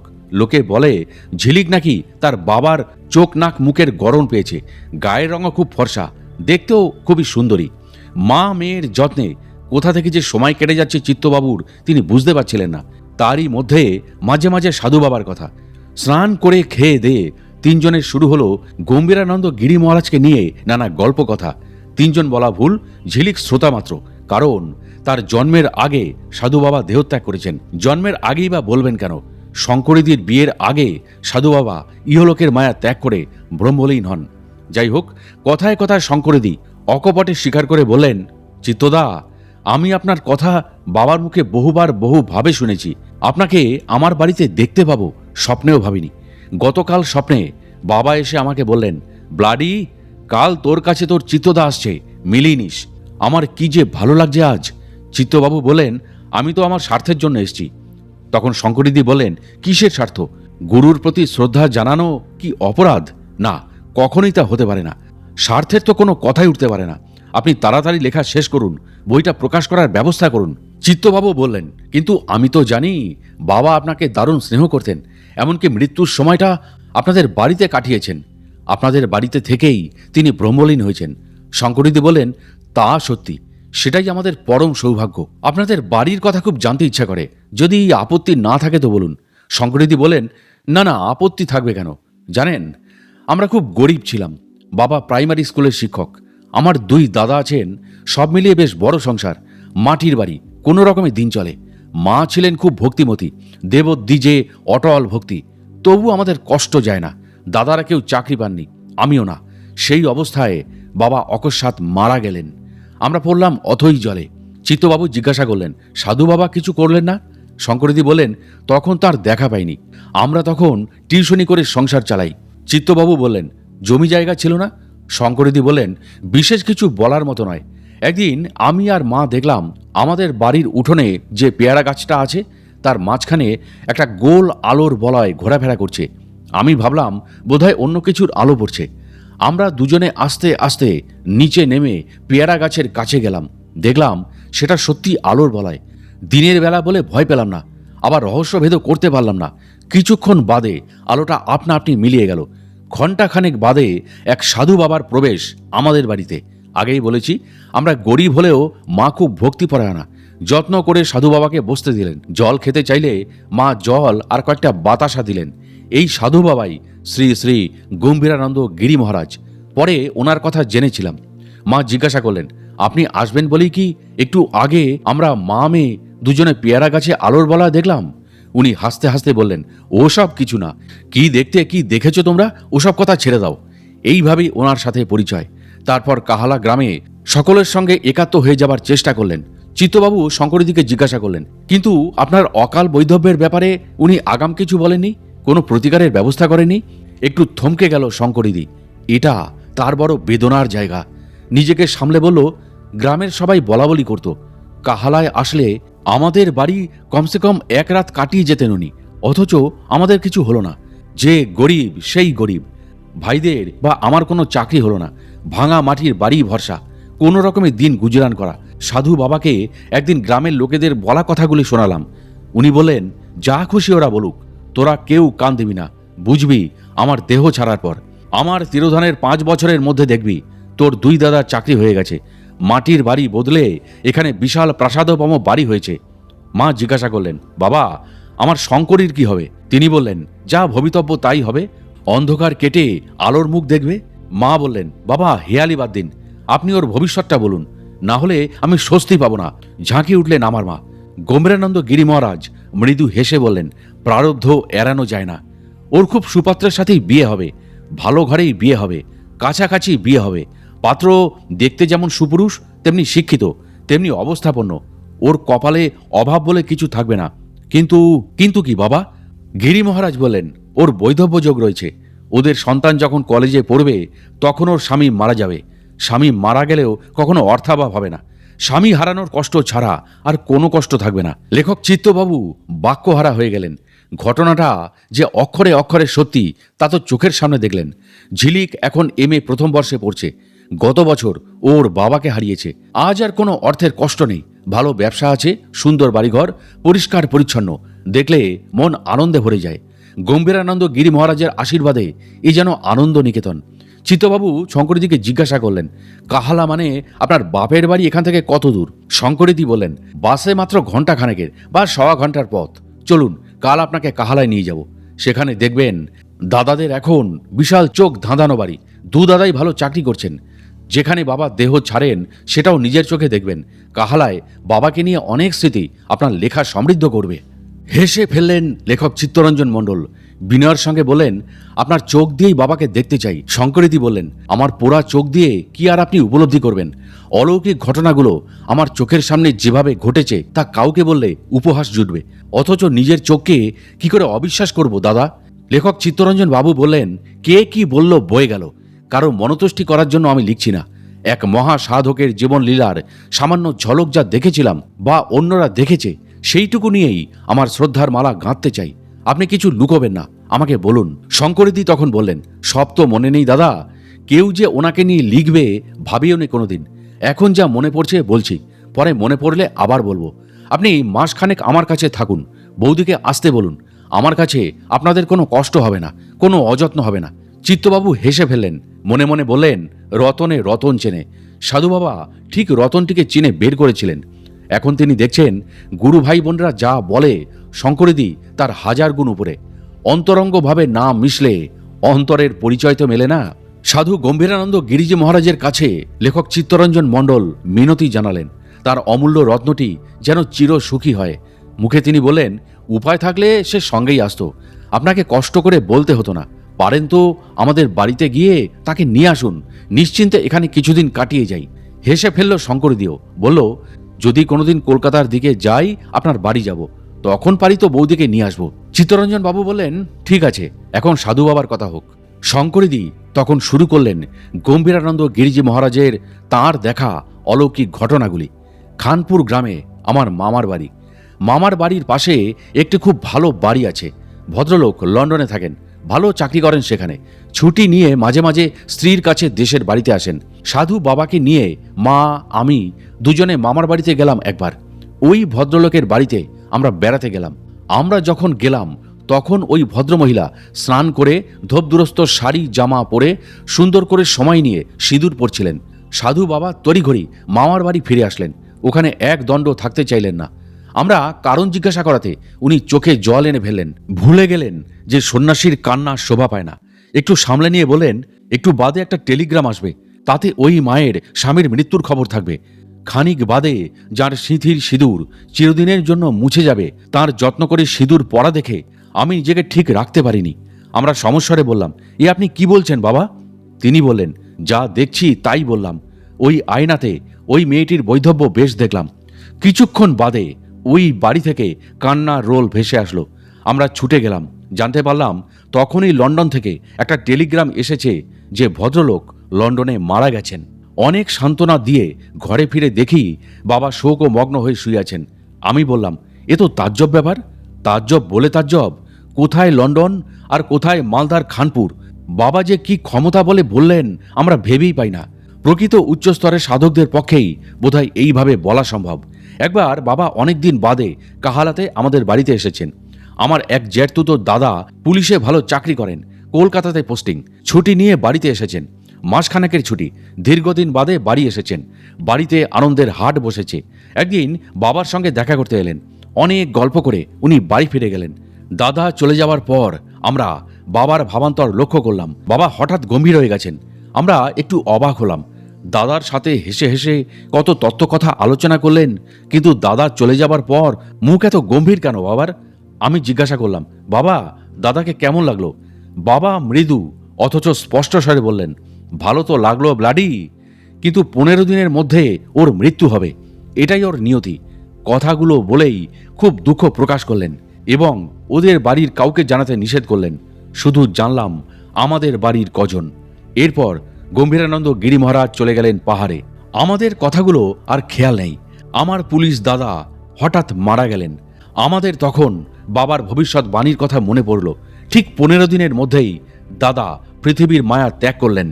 শুনে লেখক চিত্তরঞ্জন মণ্ডল স্তম্ভিত হয়ে গেলেন। শঙ্করদি তখন চিত্তবাবুকে বললেন, দাদা দুটো ঘটনা শুনেই আপনি অবাক হয়ে গেলেন? আরও কত কত ঘটনা আছে, কটা আর আপনাকে বলবো? চিত্তবাবু বললেন, যা মনে আছে তাই বলুন। শঙ্করদি এবার শুরু করলেন, কাহালার আর এক বর্ধিষ্ণু পরিবারের কথা বলবো, কিন্তু নামধাম আপনাকে বলছি, আপনি দয়া করে ছাপার অক্ষরে দেবেন না। কারণটা আপনি নিশ্চয়ই বুঝতে পারেন। আপনিও তো সংসারী মানুষ। সংসারের শান্তির স্বার্থে হুবহু প্রকাশ না করাই ভালো। ভদ্রলোক স্কুলের শিক্ষক, জমি জায়গা আছে, আম বাগান আছে, আবার আম বাগান লিজও নেন। ছেলে মেয়েদের নিয়ে সুখের সংসার। বাবাকে খুব সম্মান করেন। তার মেয়েটি শিক্ষিতা এবং সুন্দরীও বটে। এই পর্যন্ত ঠিক আছে, তুমি দয়া করে ওনার নামটা বলো। আমি কথা দিচ্ছি কোথাও প্রকাশ করব না, বললেন চিত্তবাবু। শঙ্করদি ভদ্রলোকের নামটা বললেন। নামটা শুনে লেখক চিত্তরঞ্জন মণ্ডল আঁতকে উঠলেন। শঙ্করদি বললেন, কি হলো, আপনি চমকালেন কেন? চিত্তবাবু বললেন, আমি পাইলট বাবার খোঁজে সাধু বাবার সাথে নেপাল যাত্রার কথা বললাম। মালদার আরও আগে তিনসুকিয়া মেল অ্যাক্সিডেন্ট হওয়ায় শিলিগুড়ি যাবার সময় ট্রেন সাময়িক বন্ধ। সাধু বাবা তপনকে এবং আমাকে নিয়ে ওই ভদ্রলোকের বাড়িতে ওঠেন। সাধু বাবার নির্দেশে ওনার সুন্দরী মেয়েটি আমাকে জর্দা পান সেজে খাওয়ায়। আমার মাথা ঘোরা প্রচণ্ডভাবে শুরু হলো। সাধু বাবার নির্দেশে ওই মেয়েটি চোখে মুখে মাথায় জলের ঝাপটা দিয়ে অতি যত্নে আমাকে সুস্থ করে তোলে। শঙ্করদিদি বললেন, তাই বলুন। সেই জন্য চমকে উঠলেন? চিত্তবাবু বললেন, এখন কি হয়েছে তাদের বলুন। শঙ্করদিদি তখন শুরু করলেন, মেয়েটির জন্য এক সুপাত্র জোগাড় হয়। পাত্র দিল্লি থাকে, উচ্চ শিক্ষিত, ভালো চাকরিও করে, দেখতেও খুব সুপুরুষ, নায়ক নায়ক চেহারা, ফটোতে অন্তত সেই রকমই দেখায়। ঘটকেরও কথা তাই, বাড়ির সবার জামাই খুব পছন্দ। সবচেয়ে বড় কথা, মেয়েটি ফটো দেখেই পছন্দ করে ফেলেছে। বাবা গম্ভীরানন্দ গিরি মহারাজের কাছে ওদের বাড়ির সবাই হবু জামাইয়ের কথা সব বলল। তারপর ফটো বের করে বাবার সামনে রাখলো। বাবা এক নজর ফটোর দিকে তাকিয়ে হাতের লাঠি দিয়ে ফটো দূরে ফেলে দিলেন।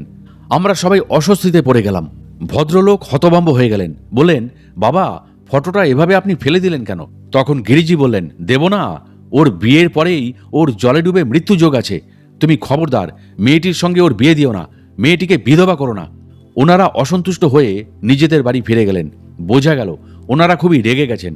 বাবার কথা না শুনে মেয়ের মত নিয়ে ভদ্রলোক ওই পাত্রটির সঙ্গেই মেয়ের বিয়ে দিলেন। বিয়ের কদিন বাদেই জলে ডুবে ছেলেটির মৃত্যু হয়। বিধবা হয়ে মেয়েটি কাহালায় ফিরে আসে। এইভাবে বাবার কথা সেদিন অক্ষরে অক্ষরে ফলে গেছিল। যেহেতু লেখক চিত্তবাবু, তপন আর সাধু বাবা ওনার বাড়িতে একদিন এক রাত আতিথ্য গ্রহণ করেছিলেন, তাই অপার কৌতূহলে চিত্তবাবু শঙ্করীদিকে জিজ্ঞাসা করলেন আরও কিছু কথা। কিন্তু তারপর মেয়েটি এখন কি করছে? শঙ্করীদি বললেন, মেয়েটি মানসিকভাবে বিধ্বস্ত হয়ে গেছে। অনেক চিকিৎসা করে একটু ধাতস্থ হওয়ার পর আবার বিয়ে থা দিয়েছেন ওর বাবা। চিত্তবাবু জিজ্ঞাসা করলেন, এখন কি সে সুখী? শঙ্করীদি বললেন, সব কথা বলতে নেই দাদা, কিছুটা বুঝে নিতে হয়। পুরনো স্মৃতি ভোলা কি অত সহজ? তার উপর জেনে শুনে বিয়ে দিলেও শ্বশুর বাড়ির লোক খোঁটা দিতে পিছপা হয় না। চিত্তবাবু তার প্রশ্নের উত্তরে যা বোঝার বুঝে গেলেন। বিকেলে চা জলখাবার খেয়ে আবার শুরু করলেন আলোচনা। চিত্তবাবু বললেন, বাবার অলৌকিক কিছু নিজের চোখে দেখেছেন? শঙ্করীদি বললেন, অনেক অনেক, একদিনে কত বলবো। চিত্তবাবু বললেন, তবু শুনি দুই একটা। শঙ্করীদি বললেন, একবার গম্ভীরানন্দ গিরিজি খাবেন বলে একটা ছোট্ট হাঁড়িতে দাদা বাবার একার জন্য খিচুড়ি রেঁধেছে। বাবা করলেন কি, মাস্টারমশাই অশ্বিনীবাবুর পুরো পরিবারটাকে দুপুরে নেমন্তন্ন করলেন। আমাদের দুটো পরিবার মিলিয়ে গুনে দেখলাম 11 জন সদস্য, অবশ্য গম্ভীরানন্দ গিরি মহারাজকে ধরে। বাবা সবার জন্য আসন পাতলেন। আমরা তো লজ্জিত। দাদা বলেই ফেলল, এই ছোট্ট হাঁড়িতে শুধু তো আপনার জন্যই খিচুড়ি রাধা, এত লোক কি করে হবে? বাবা হাসলেন, আমাকে বললেন, ব্লাডি, আমি যা বলছি কর, সবার পাতে খিচুড়ি দে। বাধ্য হয়ে আমি সকলের পাতেই খিচুড়ি দিলাম। কিন্তু অবাক কাণ্ড, সবাই বিস্ময় দেখলো হাঁড়ির খিচুড়ি শেষ হচ্ছে না। আমরা সবাই পেট পুরে খাওয়ার পরও হাঁড়িতে কিছুটা খিচুড়ি রয়েছে। এই কথা আমরা 11 জন ছাড়া কেউ জানে না। বাবা বাদে সবাই বেঁচে আছেন। আপনি কাহালায় গিয়ে শুনে আসতে পারেন। আপনি যদি এই ঘটনা বইয়ে লেখেন, লোকে আপনাকে পাগল বলবে, আর আমরা বললে লোকে উপহাস করবে। চিত্তবাবু বললেন, না শঙ্করীদি, মহাভারতে পড়নি দ্রৌপদী লজ্জায় পড়ে যাবে বলে শ্রীকৃষ্ণ অতিথি সেবার জন্য দ্রৌপদীর হাঁড়ি খালি হতে দেননি। শঙ্করীদি বললেন, আপনি যখন বিশ্বাস করেছেন তখন আরেকটা ঘটনা বলি। এটাও আমাদের বাড়ির ঘটনা। একদিন বাবা একটা পাউরুটি কিনে আনতে বললেন। পাউরুটি আনার পর ওই একটা পাউরুটিতে কিছু মিষ্টি বানালেন। গ্রামের লোককে আমাদের নেমন্তন্ন করতে বললেন। আমরা খুব রেগে গিয়ে যা তা বলতে লাগলাম। উনি কিন্তু রাগলেন না। উনি বললেন, আজ 1 জানুয়ারি, ইংরাজি নববর্ষের দিন, কাহালার মানুষকে একটু মিষ্টি মুখ করাই। ওনার কথা মতো গ্রামের সব লোককে বলা হলো। 2-4 জন বাদে সবাই এলো।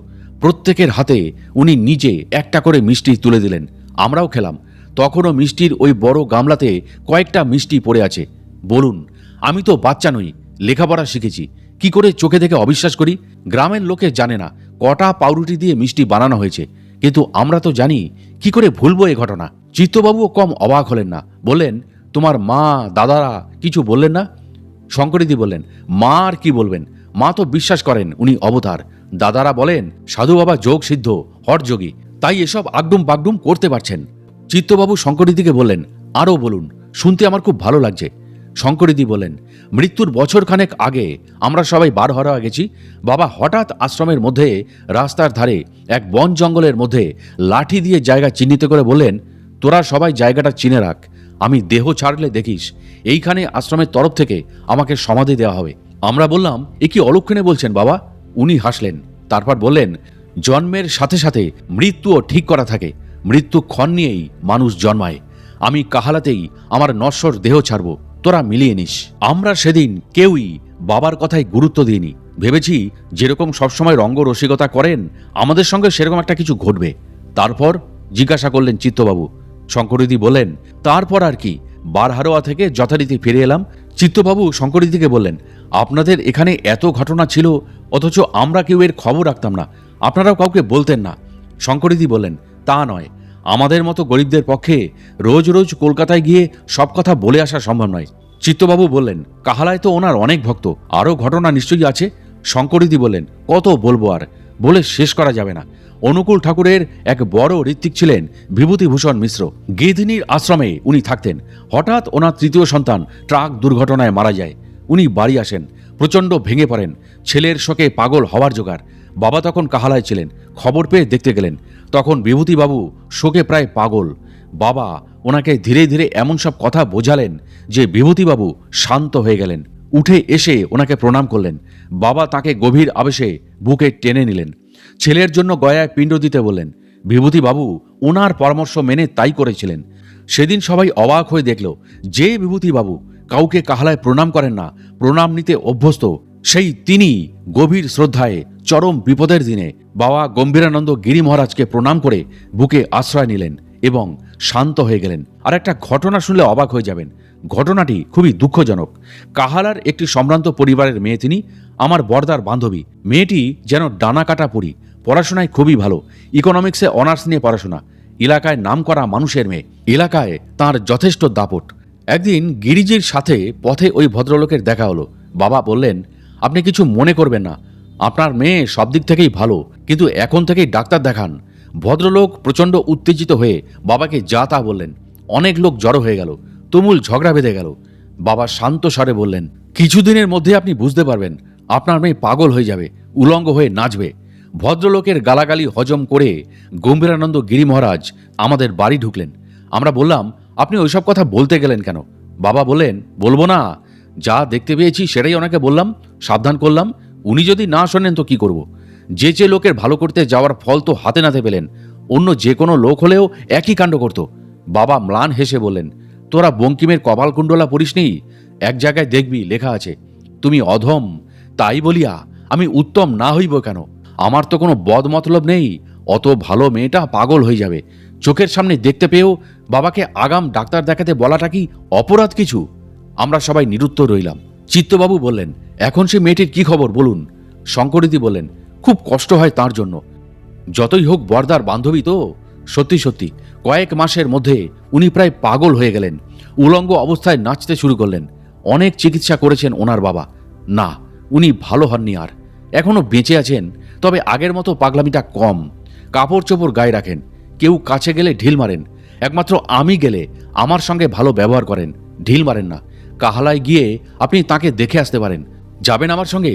চিত্তবাবু বললেন, কেন, শুধু শুধু ঢিল খাওয়ার জন্য? না, সেজন্য নয়। শঙ্করিদি বললেন, না, সেই জন্য নয়, নিজের চোখে দেখতে পারতেন তার অবস্থাটা।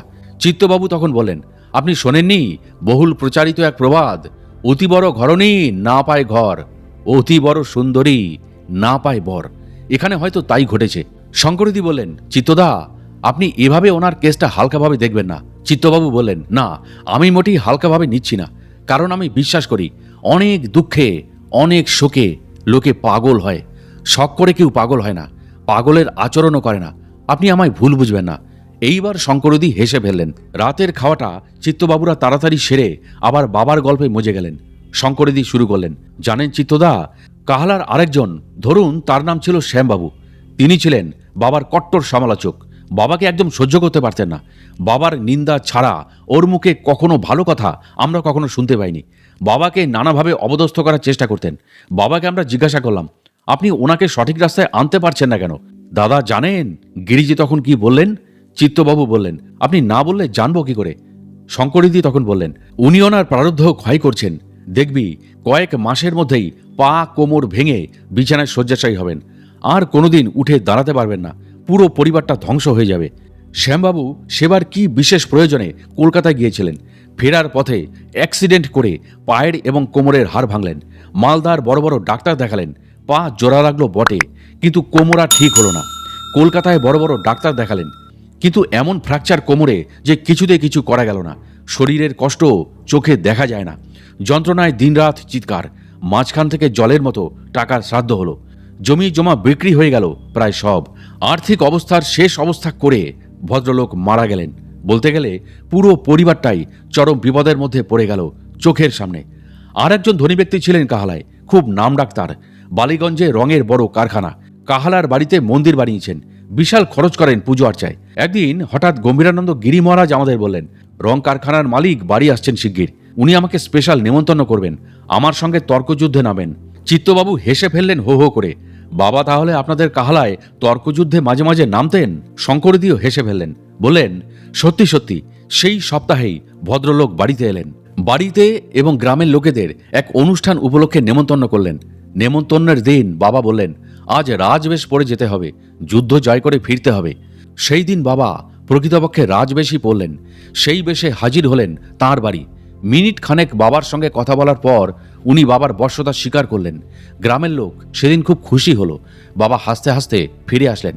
চিত্তবাবু শঙ্করিদিকে বললেন, শঙ্করিদি, এতক্ষণ তো বাবার ভবিষ্যৎ বাণীগুলো শুধু বললেন, এবং সত্যি হলেও সেগুলো খুব দুর্ভাগ্যজনক। ভালো কিছু থাকলে সেগুলো আপনি বলুন। শঙ্করিদি তখন আবার শুরু করলেন, অশ্বিনীবাবুর মেজবাই হচ্ছেন নবদা, লেখাপড়া শেখেননি বললেই চলে। সবাই বলল, মাস্টারমশাই, আপনাদের সঙ্গে বাবার দারুণ ঘনিষ্ঠ সম্পর্ক, নবদার অতগুলো ছেলেমেয়ে, অথচ সে বেকার। এখন না হয় আপনি দেখছেন, কিন্তু পরে নবদার কি হবে? মাস্টারমশাই এবং আমরা সবাই বাবাকে ধরে পড়লাম, যেভাবেই হোক নবদার একটা ভাত কাপড়ের ব্যবস্থা করে দিন বাবা। বাবা বললেন, আরে তোরাও তো ভাবছিস কেন, নব সরকারি চাকরি পাবে। আমি বললাম, এত বয়সে নবদা সরকারি চাকরি পাবে কেন, আর তার পাশ করা ডিগ্রি বা কই? বাবা গম্ভীরানন্দ তখন বললেন, ওরে তোরা আমার কথা বিশ্বাস কর, নব রেলে চাকরি পাবে। নবকে ডেকে তিনি বললেন, তুই মালদায় যা, রেলে পদস্থ অফিসারের সঙ্গে দেখা কর, তোর চাকরি হয়ে যাবে। 3 মাসের মধ্যে নবদা রেলে 4র্থ শ্রেণীর কর্মচারী হিসাবে যোগদান করল। আমরা সবাই সেদিন হতবাক হয়ে গিয়েছিলাম। আরেকজনের কথা না বললেই নয়, সীমন্ত দাস, বাড়ি কাহালায়, খুবই গরিব ঘরের ছেলে, কোনো রকমে বিভিন্ন দয়ালু ব্যক্তির সাহায্যে স্কুল ফাইনালটা পাশ করেছে। একদিন গম্ভীরানন্দ গিরি মহারাজকে প্রণাম করে বলল, বাবা, আমি নিঃস্ব গরিব, আমার যাতে চাকরি একটা হয় তার ব্যবস্থা করে দিন। গিরিজি তাকে বললেন, কারো কাছ থেকে 20টা টাকা ধার করে নিয়ে মালদায় আজ মিলিটারি চাকরির জন্য দরখাস্ত করে দে, তোর চাকরি হয়ে যাবে। সীমন্তের চাকরি কিন্তু হলো মানে সেই দরখাস্তের জন্য ইন্টারভিউয়ের ডাক পেল, মিলিটারি সার্ভিসে চাকরি পেয়ে গেল। শঙ্করিদি বললেন, দাদা, যখন বাবা আমাদের বাড়ি আসতেন, আমি এবং আমার মা স্নান করে বাবাকে জবা ফুল পায়ে দিয়ে পূজা করতাম। গ্রামের সবাই বলতো, তোরাই কি করছিস? একমাত্র মা কালী, মা তারার পায়ে লাল জবা দিয়ে পূজা করা যায়। আমরা মায়ে ঝিয়ে সে কথায় কান দিইনি, আমাদের পুজো আমরা করে যেতাম। সবচেয়ে আশ্চর্য কি জানেন, উনি দেহত্যাগ করার পর যে সমস্ত বেকার ছেলে ওনার সঙ্গে আশ্রম যাত্রী হয়েছিল, দেহ সমাধি দিয়ে ফিরে আসার পরপরই সব কজনই চাকরি পেয়ে গেছে। বিশ্বাস না হয় কাহালায় গিয়ে জিজ্ঞাসা করে আসতে পারেন। এবার চিত্তবাবুর অবাক হওয়ার পালা। তাই নাকি? শঙ্করিদি বললেন, আমার দাদাদের তো হয়েইছে। শঙ্করিদি বললেন, কাহালায় একজন সম্পর্কিত বৌদি আছেন, ওনার ছেলেকে বাবার কাছে আনলেন। বললেন, বাবা দেখুন তো এর ভাগ্য কেমন। বাবা বললেন, মা তুমি এখন যাও, বৌদি কিন্তু নাছোড়বান্দা। বাবা আপনি আমাকে এড়িয়ে যাবেন না, সত্যি কথাটা বলুন। বারবার জেদা জেদিতে বাবা বললেন, মা তোমার ছেলে অল্প দিনের পরমায়ু নিয়ে এই পৃথিবীতে এসছে। বৌদি বললেন, কি হবে বাবা, আপনি যেভাবে হোক ওকে দীর্ঘজীবন দান করুন। গম্ভীরানন্দ গিরি মহারাজ বলেন, না মা, তা হবার নয়, ও নির্দিষ্ট পরমায়ু নিয়ে এসছে, আমার কিছু করার নেই, করার থাকলে নিশ্চয়ই করতাম। 7 বছর বয়সে বৌদির সেই ছেলেটি মারা যায়। আজও কোনো সমস্যায় পড়লে বাবার শরণাপন্ন হই। ঘুমের মধ্যে বাবা দেখা দেন, বলেন, ভয় কি তোদের, আমি সব সময় তোদের কাছে আছি। সমস্যা সমাধানের পথ বাতলিয়ে দিয়ে বাবা মিলিয়ে যান। মাঝে মধ্যে বাবার শরীরের গন্ধ পাই, তখন বুঝতে পারি বাবা আমাদের সঙ্গেই আছেন। এত স্নেহ, এত দরদ সচরাচর সাধুদের মধ্যে দেখা যায় না। আনন্দ সাধু, যিনি তারাপীঠের গুরু আশ্রমের দায়িত্বে ছিলেন, গত বছর দেহত্যাগ করেছেন। এবং 3 পাহাড় রাজমহলের গঙ্গায় তার ইচ্ছামতো জল সমাধি দেওয়া হয়েছে। গম্ভীরানন্দজির মতো স্নেহপ্রবণ অসীম দয়ালু সাধু কচ্চিৎ কদাপি মেলে, ওর কোনো তুলনা হয় না। আমিও এক বাক্যে এ কথা মেনে নিয়েছি, কেননা আমার মতো অপাত্রে তিনি যে স্নেহ মায়া মমতা দিয়েছেন তা ঋণভার কখনো শোধ করতে পারবো না। অনেক অনেক আরও ওনার অলৌকিক ঘটনা আছে, অনেকের সামনে ঘটেছে, অনেকের জন্যে তিনি ঘটিয়েছেন। হাত না দেখে ভবিষ্যৎবাণী করেছেন, কোনো মাদুলি কবচ কাউকে আমি অন্তত কখনো দিতে দেখিনি। হোম যাগ যজ্ঞ ক্রিয়াকর্ম করেছেন, তন্ত্রাচারে তিনি সিদ্ধ ছিলেন, বাক সিদ্ধ তো ছিলেনই, তাই তার কথা অক্ষরে অক্ষরে ফলে যেত। অষ্টসিদ্ধাইয়ের সব সিদ্ধাই তার কুক্ষিগত ছিল কিনা আমাদের মতো সাধারণ গৃহীদের তা বোঝার উপায় ছিল না। যা যা ঘটনা তার সামনে বা আমার সামনে ঘটেছে তা পরিষ্কারভাবে উল্লেখ করেছি। পাত্র পাত্রীর স্থান সবই উল্লেখ করেছি। 2-3 জন বাদে সবাই এখনও জীবিত আছেন। প্রয়োজনে টালিগঞ্জ, বেহালা, নৈহাটি, কাহালা বা বাণীটঙ্গায় গিয়ে যে কেউ যাচাই করে নিতে পারেন। গুরুর প্রতি শ্রদ্ধা জানাতে গিয়ে কোথাও অতিরঞ্জিত বা কল্পনার আশ্রয় নিইনি। যা সত্যি তাই অকপটে বলেছি। তার নশ্বর দেহ ত্যাগ করার পর অনেকেই বিপদে তার দেখা পান এবং উপায়ও বলে দেন। শঙ্করীদির কথা অনেক আগেই শেষ হয়েছিল। লেখক চিত্তবাবু বলছেন, 65 বছরের জীবনে অনেক সাধু সন্ন্যাসী ফকিরের সঙ্গ করার চেষ্টা তিনি করেছেন। তার কথা মতো প্রকৃত গুরু খুঁজে বেরিয়েছেন, কিন্তু একটা কথা দ্বিধাহীন চিত্তে বলতে পারেন, ওনাকে দেখার পর আর কারোর সঙ্গ করে মন ভরে না। যে কটা বছর চিত্তবাবু ওনার সঙ্গ করেছিলেন, কোনোদিন একটি নয়া পয়সাও তার কাছ থেকে গ্রহণ করেননি, কখনো কোনো অজুহাতেই দিতে পারেননি। ওনার সহজ সরল ব্যক্তিত্বের সামনে সে সাহসও কখনো অর্জন করতে পারেননি লেখক চিত্তরঞ্জন মণ্ডল। কোনো গুরু ভাই বোনদের কাছ থেকে নিয়েছেন বলেও তিনি শোনেননি। ওনার হাতের দামি ভারী সোনার আংটি, যাতে ওনাদের বাড়ির বিগ্রহের চোখের মণি যা আসলে মূল্যবান চুনি বসানো, গলায় সোনার হার, হাতে সোনার বালা, দেহত্যাগের পর কোথায় গেল তার হদিশও চিত্তরঞ্জনবাবু জানেন না। সেই হদিশও পাননি আশ্রমের বর্তমান কর্ণধার স্বামী নীরজানন্দ গিরি মহারাজ। স্বামীজি অনেককে তার টাকা পয়সা গহনার কথা জিজ্ঞাসা করেছিলেন। তার ভক্ত শিষ্যরা উত্তর দিয়েছিল সেই সব সম্পত্তি কোথায় তারা জানেন না। কিন্তু স্বামীজি সন্ন্যাসী হয়ে সেই সব খবরের আপনার দরকার কি? এরপর সেই আলোচনা আস্তে আস্তে বন্ধ হয়ে গেল। তবুও ভক্ত শিষ্যদের মধ্যে চাপা কৌতূহল রয়েই তো যায়। লেখক চিত্তরঞ্জনবাবু এই কথা শেষ করবেন তার ব্যক্তিগত কিছু কথা দিয়ে। সম্ভবত সেটা 1986 সাল। গম্ভীরানন্দ গিরি মহারাজ তখন কলকাতা এসছেন। খবর পেয়ে একদিন চিত্তবাবু দেখা করতে গেলেন। উনি বললেন, তোকে একটা কথা বলার আছে, মন দিয়ে শোন। চিত্তবাবু বললেন, বলুন না, কি বলতে চাইছেন? গিরিজি হাসতে হাসতে বললেন, আমি আর বেশি দিন তোদের সঙ্গে নেই, তুই দীক্ষা নিয়ে নে। চিত্তবাবু বললেন, দীক্ষা যদি কখনো নিই তাহলে আপনার কাছ থেকেই নেব, অন্যের কাছ থেকে দীক্ষা নিতে যাব কেন? তবে সেই ইচ্ছা বিন্দুমাত্র নেই। গিরিজি বললেন, তুই মুখেই নাস্তিক, নোয়াবাতি ডাবের মতো বাইরে শক্ত আবরণ, কিন্তু ভেতরটা নরম শ্বাস আর মিষ্টি জলে ভরা। মন ভুলিয়ে নিজেকে আর কদিন ঢেকে রাখবি? চিত্তবাবু গিরিজিকে বললেন, আপনি আমাকে যা খুশি ভাবতে পারেন, ধর্ম আচরণ নিয়ে আমার শুধু কৌতূহলই আছে। গিরিজি বললেন, তোর নাস্তিকতার ধারণা একদিন ধূলিসাৎ হয়ে যাবে। তখন লেখক চিত্তবাবু তাকে বললেন, সেদিনের জন্য আমি অপেক্ষা করব। গিরিজি তখন বললেন, তখন কিন্তু অনেক দেরি হয়ে যাবে। আমি কাল তোকে এবং বৌমাকে একসঙ্গে দীক্ষা দিতে চাই। বাড়িতে আজ গিয়ে বৌমাকে আমার কথাগুলো বলবি। যদি বৌমা রাজি না হয় তাহলে দীক্ষা নিতে হবে না, আর যদি রাজি হয় তাহলে দুজনে খুব সকালে স্নান করে ভট্টাচার্যের বাড়িতে চলে আসবি। তোদের সঙ্গে করে কোনো কিছু আনতে হবে না। তবে জেনে রাখ, আমি দীক্ষা দিলেও তোর প্রকৃত গুরু কিন্তু আমি নই, আমি শুধু ক্ষেত্রটা তৈরি করে দিয়ে যাব। চিত্তবাবু তখন বললেন, তাহলে আমার প্রকৃত গুরু কে? তিনি কোথায় আছেন? গিরিজি তখন বললেন, তোর গুরু আছে, তিনি তোকে খুঁজছেন, তুইও তাকে খুঁজে বেড়াবি। ঠিক সময় দুজনের দেখা হয়ে যাবে। আমার কথা তিনিও জানেন, তবুও তুই আমার কথা তাকে বলবি। পরে গোপনে তোকে একটা দীক্ষা মন্ত্রের কথা বলবো, যা সেই গুরু ছাড়া আর কাউকে বলবি না। সেই মন্ত্রে দীক্ষা নিবি।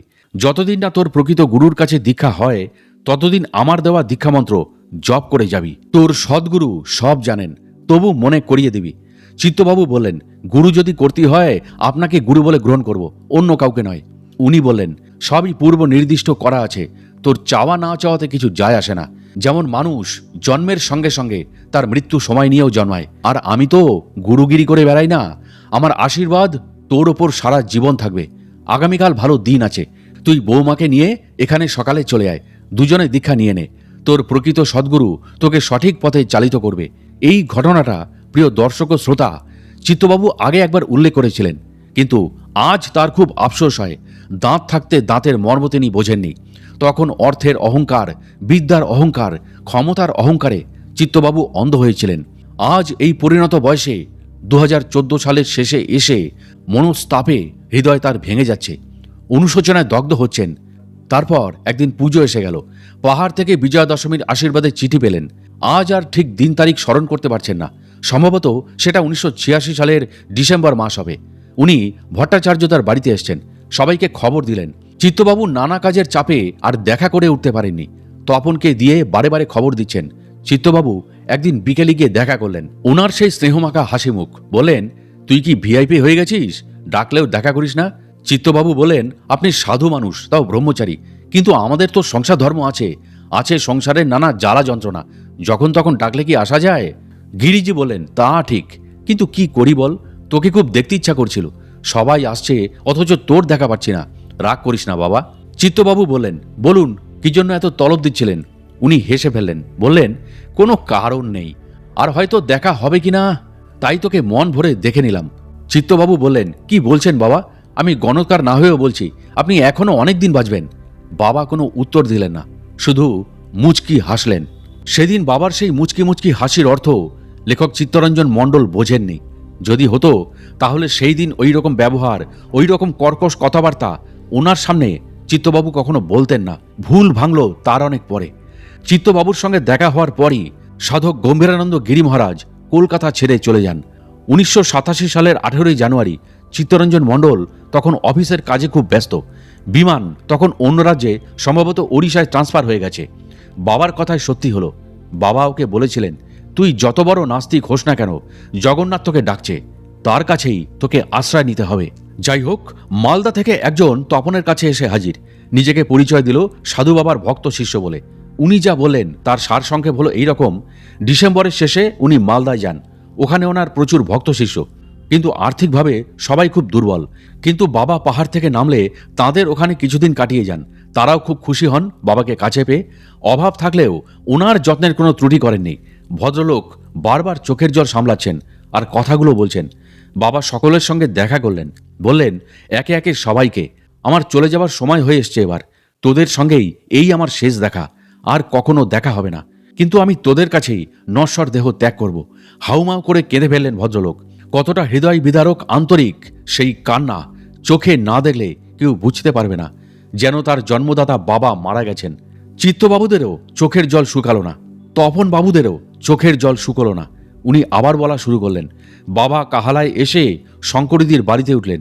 শঙ্করীদির প্রতি বাবার অপার স্নেহের কথা তো আগেই যথাসাধ্য বলা হয়েছে। বাবা শঙ্করীদির বাড়িতে উঠেই কাহালার সকলকে খবর দিলেন। সবাই এসে বাবার সাথে দেখা করলেন। বাবা বললেন, মানিক চক রতুয়ায় গিয়ে সকলের সাথে দেখা করে এসেছি, ওদেরকে বলে এসেছি কাহালায় আমি নশ্বর দেহ ত্যাগ করব।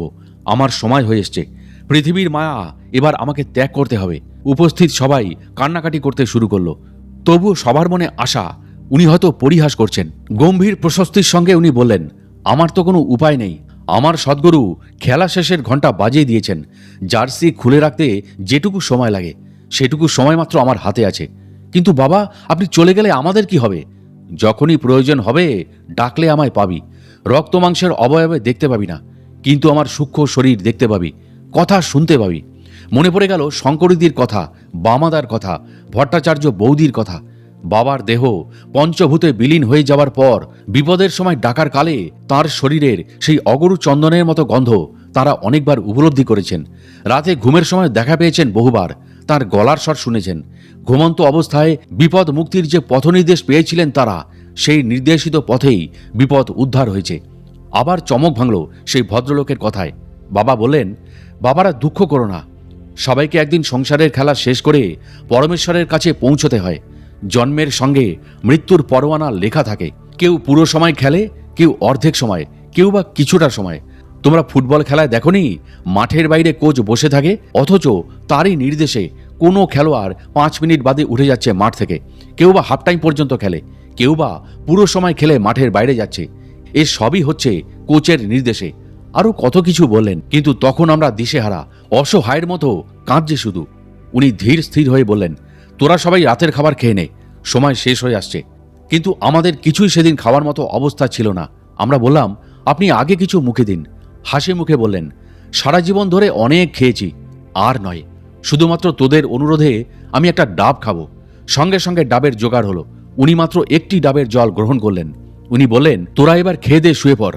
আমার ঘরের দরজা কেউ খুলবি না, ভেজানো থাকবে দরজা, শুধু একটা মাটির প্রদীপ জ্বালানো থাকবে।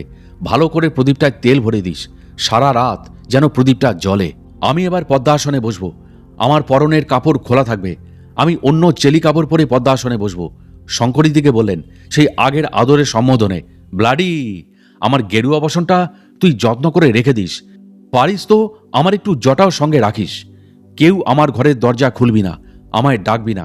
কাল সকালে দরজা খুলবি, আমার নশ্বর দেহ বার হারোয়ায় আমার সদ্গুরু পাহাড়ি বাবার আশ্রমে বিন্দুবাসিনী মায়ের কোলে পৌঁছে দিবি। তোদের আর কিছুই করার নেই, যা করার আশ্রমই করবে। তোদের কেউ একজন টালিগঞ্জে, বেহালায় এবং ডালহৌসিতে তপনের ব্যাংকে গিয়ে তপন, বিমান এবং চিত্তকে আমার দেহত্যাগের খবরটা পৌঁছে দিবি। আমরা সবাই তখন কেঁদে বুক ভাসাচ্ছি, চোখের জল কোনো বাধা মানছে না। আমরা অকুল পাথারে পড়লাম। এই মালদা জেলায় ওনার কত ধনী শিষ্য রয়েছেন, ভক্ত রয়েছেন, অথচ ওনার কি অসীম দয়া কাহালায় আমাদের ওপর যে আমাদের মতো গরিব বাড়িতে থেকে ওনার ইহলোকের লীলা সাঙ্গ করবেন। ওনার কৃপার কথা ভাবলে আমরা কাহালাবাসীরা আজও শ্রদ্ধায় চোখের জলে ওনার পায়ে মাথা নিচু করি। উনি সবাইকে সান্ত্বনা দিয়ে ঘরের দরজা আলতো করে ভেজিয়ে দিলেন। মাটির ঘর, বেড়ার জানলা, ঘরে শুধু একটি মাত্র মাটির প্রদীপ টিমটিম করে জ্বলছে। আমরা চুপিসারে জানালার ধারে বসলুম কয়েকজন, আর সবাই দূরে দূরে বসল। দেখলাম উনি পদ্মাসনে স্থির হয়ে বসলেন, শুধুমাত্র একটা ছোট চেলি মতো বস্ত্রখণ্ড পরা। দূরে পড়ে রয়েছে ওনার সদ্য ত্যাগ করা লাল বস্ত্র, যেটা শঙ্করীদিকে যত্নে রাখার কথা বলেছিলেন। ব্যাস, আর কিছু মনে নেই। কখন যে ঘুমিয়ে পড়েছি আর কখন যে সকাল হলো বুঝতে পারিনি। সাত সকালে থাকতে না পেরে আমরা ঘরের দরজা ঠেলে ভেতরে ঢুকলাম। দেখি গত রাতের মতো সেই একইভাবে পদ্মাসনে বসে ধ্যানমগ্ন।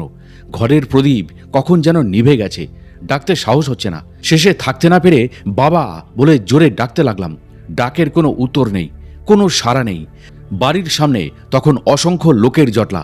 কেউ কেউ বলল, গায়ে হাত দিয়ে ডেকে দেখো। দুরু দুরু বুকে ওনার শরীর স্পর্শ করলাম। স্পর্শ করা মাত্র বোঝা গেল দেহে প্রাণের কোনো চিহ্ন নেই, একেবারে হিমশীতল দেহ। ওনাকে বয়স্ক মানুষজনের কথা মতো ভালো করে শুইয়ে দিয়ে লাল বস্ত্র দিয়ে দেহ ঢেকে দিলাম। তবুও বিশ্বাস হয় না উনি বেঁচে নেই। ডাক্তার ডেকে আনা হলো। ডাক্তারবাবু সব রকম পরীক্ষা করে বললেন দেহে প্রাণের কোনো স্পন্দন নেই, উনি মারা গেছেন। চারিদিকে কান্নার রোল। তারই মধ্যে শঙ্করীদির বর্তা চেঁচিয়ে উঠলেন, বাবা মরেননি, বেঁচে উঠেছেন, উনি হঠযোগী, আমাদের ভেলকি দেখাচ্ছেন। কিছুক্ষণের মধ্যেই দেখবে উনি উঠে বসেছেন। ডাক্তারবাবু এ কথার কোনো উত্তর না দিয়ে চুপ করে চলে গেলেন। বেশি দেরি করা চলে না। আমরা কয়েকজন গাড়ির খোঁজে পাঠালাম, আর কয়েকজন মিলে বাঁশ কাটতে গেলাম। বাঁশ কেটে বাঁশের চেলি তৈরি করলাম। তার উপর অনেক যত্নে ওনাকে শুইয়ে দিলাম। মেয়েরা একটা ছোট শিশি আলতা এনে ওনার পায়ে পরিয়ে দিয়ে বাদবাকি আলতা পায়ের তলায় দিয়ে পায়ের ছাপ কাগজে নিতে লাগলো। কিন্তু অবাক কাণ্ড কি জানেন? যারা গাড়ির খোঁজ করতে গিয়েছিল তারা ফিরে এসে বলল, বড় রাস্তায় একটা নতুন লরি পাওয়া গেছে, সবে নতুন বেরিয়েছে, পুজো দিয়ে সকালবেলা ফিরছিল, এখনো কোনো ভাড়া ধরেনি, এটাই তাদের প্রথম ভাড়া। সব শুনে মালিক বলল, তোমরা গরিব লোক, চাঁদা তুলে আমার ভাড়ার গাড়ির টাকা জোগাড় করছো, কিন্তু তোমরা জানো না কি পরম সৌভাগ্য, প্রথম দিনই এক মহা সাধকের দেহ নিয়ে বারহারোয়া আশ্রমে যেতে পারছি। গতকাল রাতের স্বপ্নে এক জটাজুটোধারী সাধুর দর্শন পাই, যিনি আমায় এক সাধুর দেহ বিন্দুবাসিনী মায়ের কোলে পৌঁছে দিতে বললেন। আমি বুঝতে পারছি না কি করে স্বপ্নটা এমন করে সত্যি হলো। আমি আপনাদের কাছ থেকে একটা পয়সাও ভাড়া নিতে পারবো না। গাড়ি তো ভিতরে যাবে না, বড় রাস্তায় দাঁড়িয়ে আছি, আপনারা ওনার দেহ নিয়ে আসুন তাড়াতাড়ি, আমি পৌঁছে দিয়েই চলে আসব। আমরা তাড়াতাড়ি করে ওনার দেহ ফুলমালায় সাজিয়ে লরিতে তুললাম। লরির মালিক ভদ্রলোক ওনাকে দেখে চমকে উঠলেন, বললেন, ইনি তো আগের দিন এক ভদ্রমহিলাকে সঙ্গে নিয়ে সামনের গ্রামে গেলেন। উনি জোর করে এই গাড়িতে উঠেছিলেন। ভদ্রমহিলা লরিতে উঠতে চাননি, রিকশায় বা অন্য কিছুতে যেতে চেয়েছিলেন। উনি বললেন, এই গাড়িতেই একদিন আমি আশ্রমে চলে যাব। আমরা সবাই হতভম্ব হয়ে গেলাম ওর কথা শুনে। দেহত্যাগের সময়ও তার অলৌকিক লীলা দেখিয়ে গেলেন। যাই হোক, আমরা তাড়াতাড়ি আশ্রমে পৌঁছে গেলাম। নতুন ঝাঁ চকচকে পরিষ্কার গাড়ি, কারোর কোনো কষ্টই হলো না। দ্রুত গাড়ি আশ্রমের মধ্যে ঢুকে পড়ল। আশ্রমের তরফ থেকে বিধিমতো ওনাকে সমাধিস্থ করা হলো সেই জায়গায় যেটা তিনি গত বছর লাঠি দিয়ে তার সমাধি হবে বলে চিহ্নিত করে গিয়েছিলেন। লরির মালিক শেষ পর্যন্ত ছিলেন। আমাদের সবাইকে কাহলায় পৌঁছে দিয়ে তারপর চলে গেলেন। তার বিনিময়ে একটা পয়সাও নেননি। বুঝুন বাবার একই লীলা। তারপর ওখান থেকে ফিরে আপনাদের খবর দিতে চলে এসেছি। মালদার ওই ভদ্রলোককে ছেড়ে দিয়ে তপন নানাভাবে সবাইকে খবর দেওয়ার চেষ্টা করলো। পরদিন আমরা কয়েকজন কলকাতা ও নৈহাটি থেকে বারহারোয়া আশ্রমে পৌঁছালাম। ভক্তিভরে প্রণাম করলাম ওই মহাসাধকের সমাধি বেদিতে। পরবর্তীকালে শিষ্যরা সমাধিকে সুন্দরভাবে সমাধি মন্দিরে রূপান্তরিত করেছেন। আজও ওই বারহারোয়া আশ্রমে গেলে তার সমাধি মন্দিরের গায়ে পাথরে নাম খোদাই করা বাংলা এবং হিন্দিতে চোখে পড়বে। শুধু চোখে পড়বে না, সেই দীপ্ত রিজু অতি সুদর্শন চেহারার 6 ফুটেরও বেশি উচ্চতার আয়তলোচন মহাসাধক স্বামী গম্ভীরানন্দ গিরি মহারাজকে। অনেকে ওনার কাছ থেকে অনেক কিছু পেয়েছেন, শঙ্করীদিও পেয়েছেন। শেষ পরিধেয় সাধকের রক্তবসন এবং জটার টুকরো। বামাদা এবং মিস জটার টুকরো বিমান পেয়েছে 2.5 প্যাচের রূপোর আংটি। লেখক চিত্তবাবু অবশ্য পার্থিব কোনো কিছু পাননি, পেয়েছেন শুধু তার ক্ষমা সুন্দর অফুরন্ত স্নেহ আর ভালোবাসা, যা অন্যরাও হয়তো পেয়েছে। সবকিছু ভুলে গেলেও ওনাকে তো তিনি কোনোদিন ভুলতে পারবেন না। উনি ভোলারও অতীত। আজও তার কথা মতো চিত্তবাবু তীর্থে তীর্থে তীর্থের কাকের মতো ঘুরে বেড়াচ্ছেন তার প্রকৃত সদ্গুরুর সন্ধানে। এই খোঁজার কবে যে কিভাবে শেষ হবে তা তিনি জানেন না। শুধু এইটুকুই জানেন, এক চরম অপাত্রকে যে করুণা তিনি করেছিলেন সে তারই মহত্বকে প্রকাশ করছে, এবং সেই ঋণ এই জন্মে কখনো শোধ করার নয়। আজ কোনো পথ লেখক চিত্তরঞ্জন মণ্ডলের সামনে খোলা নেই বলে বাবার প্রতি তার অকুণ্ঠ শ্রদ্ধা জানাতে শুধু কলমটাকে সম্বল করলাম। তার কাছেই ক্ষমা ভিক্ষা চেয়ে এই মহাসাধক স্বামী গম্ভীরানন্দ গিরি মহারাজ তার সাধনোচিত ধামে গমন করেন 1987 সালের 16 জানুয়ারি তারিখে। আমাদের সাধক অলৌকিক রহস্য ইউটিউব চ্যানেলের পক্ষ থেকে স্বামী গম্ভীরানন্দ গিরি মহারাজের প্রতি রইল অনন্ত শতকোটি প্রণাম। আর লেখক চিত্তরঞ্জন মণ্ডলের প্রতি আমি ব্যক্তিগতভাবে এবং এই চ্যানেলের পক্ষ থেকে জানিয়ে রাখলাম অকুণ্ঠ শ্রদ্ধা, কৃতজ্ঞতা এবং ভালোবাসা।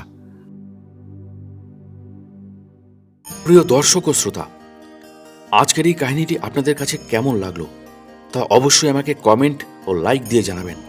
এবং এই ধরনের কাহিনী নিয়মিত যদি পেতে চান তবে অবশ্যই আমাদের সাধক অলৌকিক রহস্য ইউটিউব চ্যানেলটি একটুও মনে দ্বিধা না রেখে বা সময় নষ্ট না করে এখনই সাবস্ক্রাইব করে ফেলুন এবং পাশের বেল আইকনটিও অল করে দিতে ভুলবেন না। তাহলে আজকের মতো বিদায় নিচ্ছি। খুব শীঘ্রই ফিরে আসছি কোনো মহাত্মা যোগী পুরুষের অলৌকিক জীবন কথাকে নিয়ে।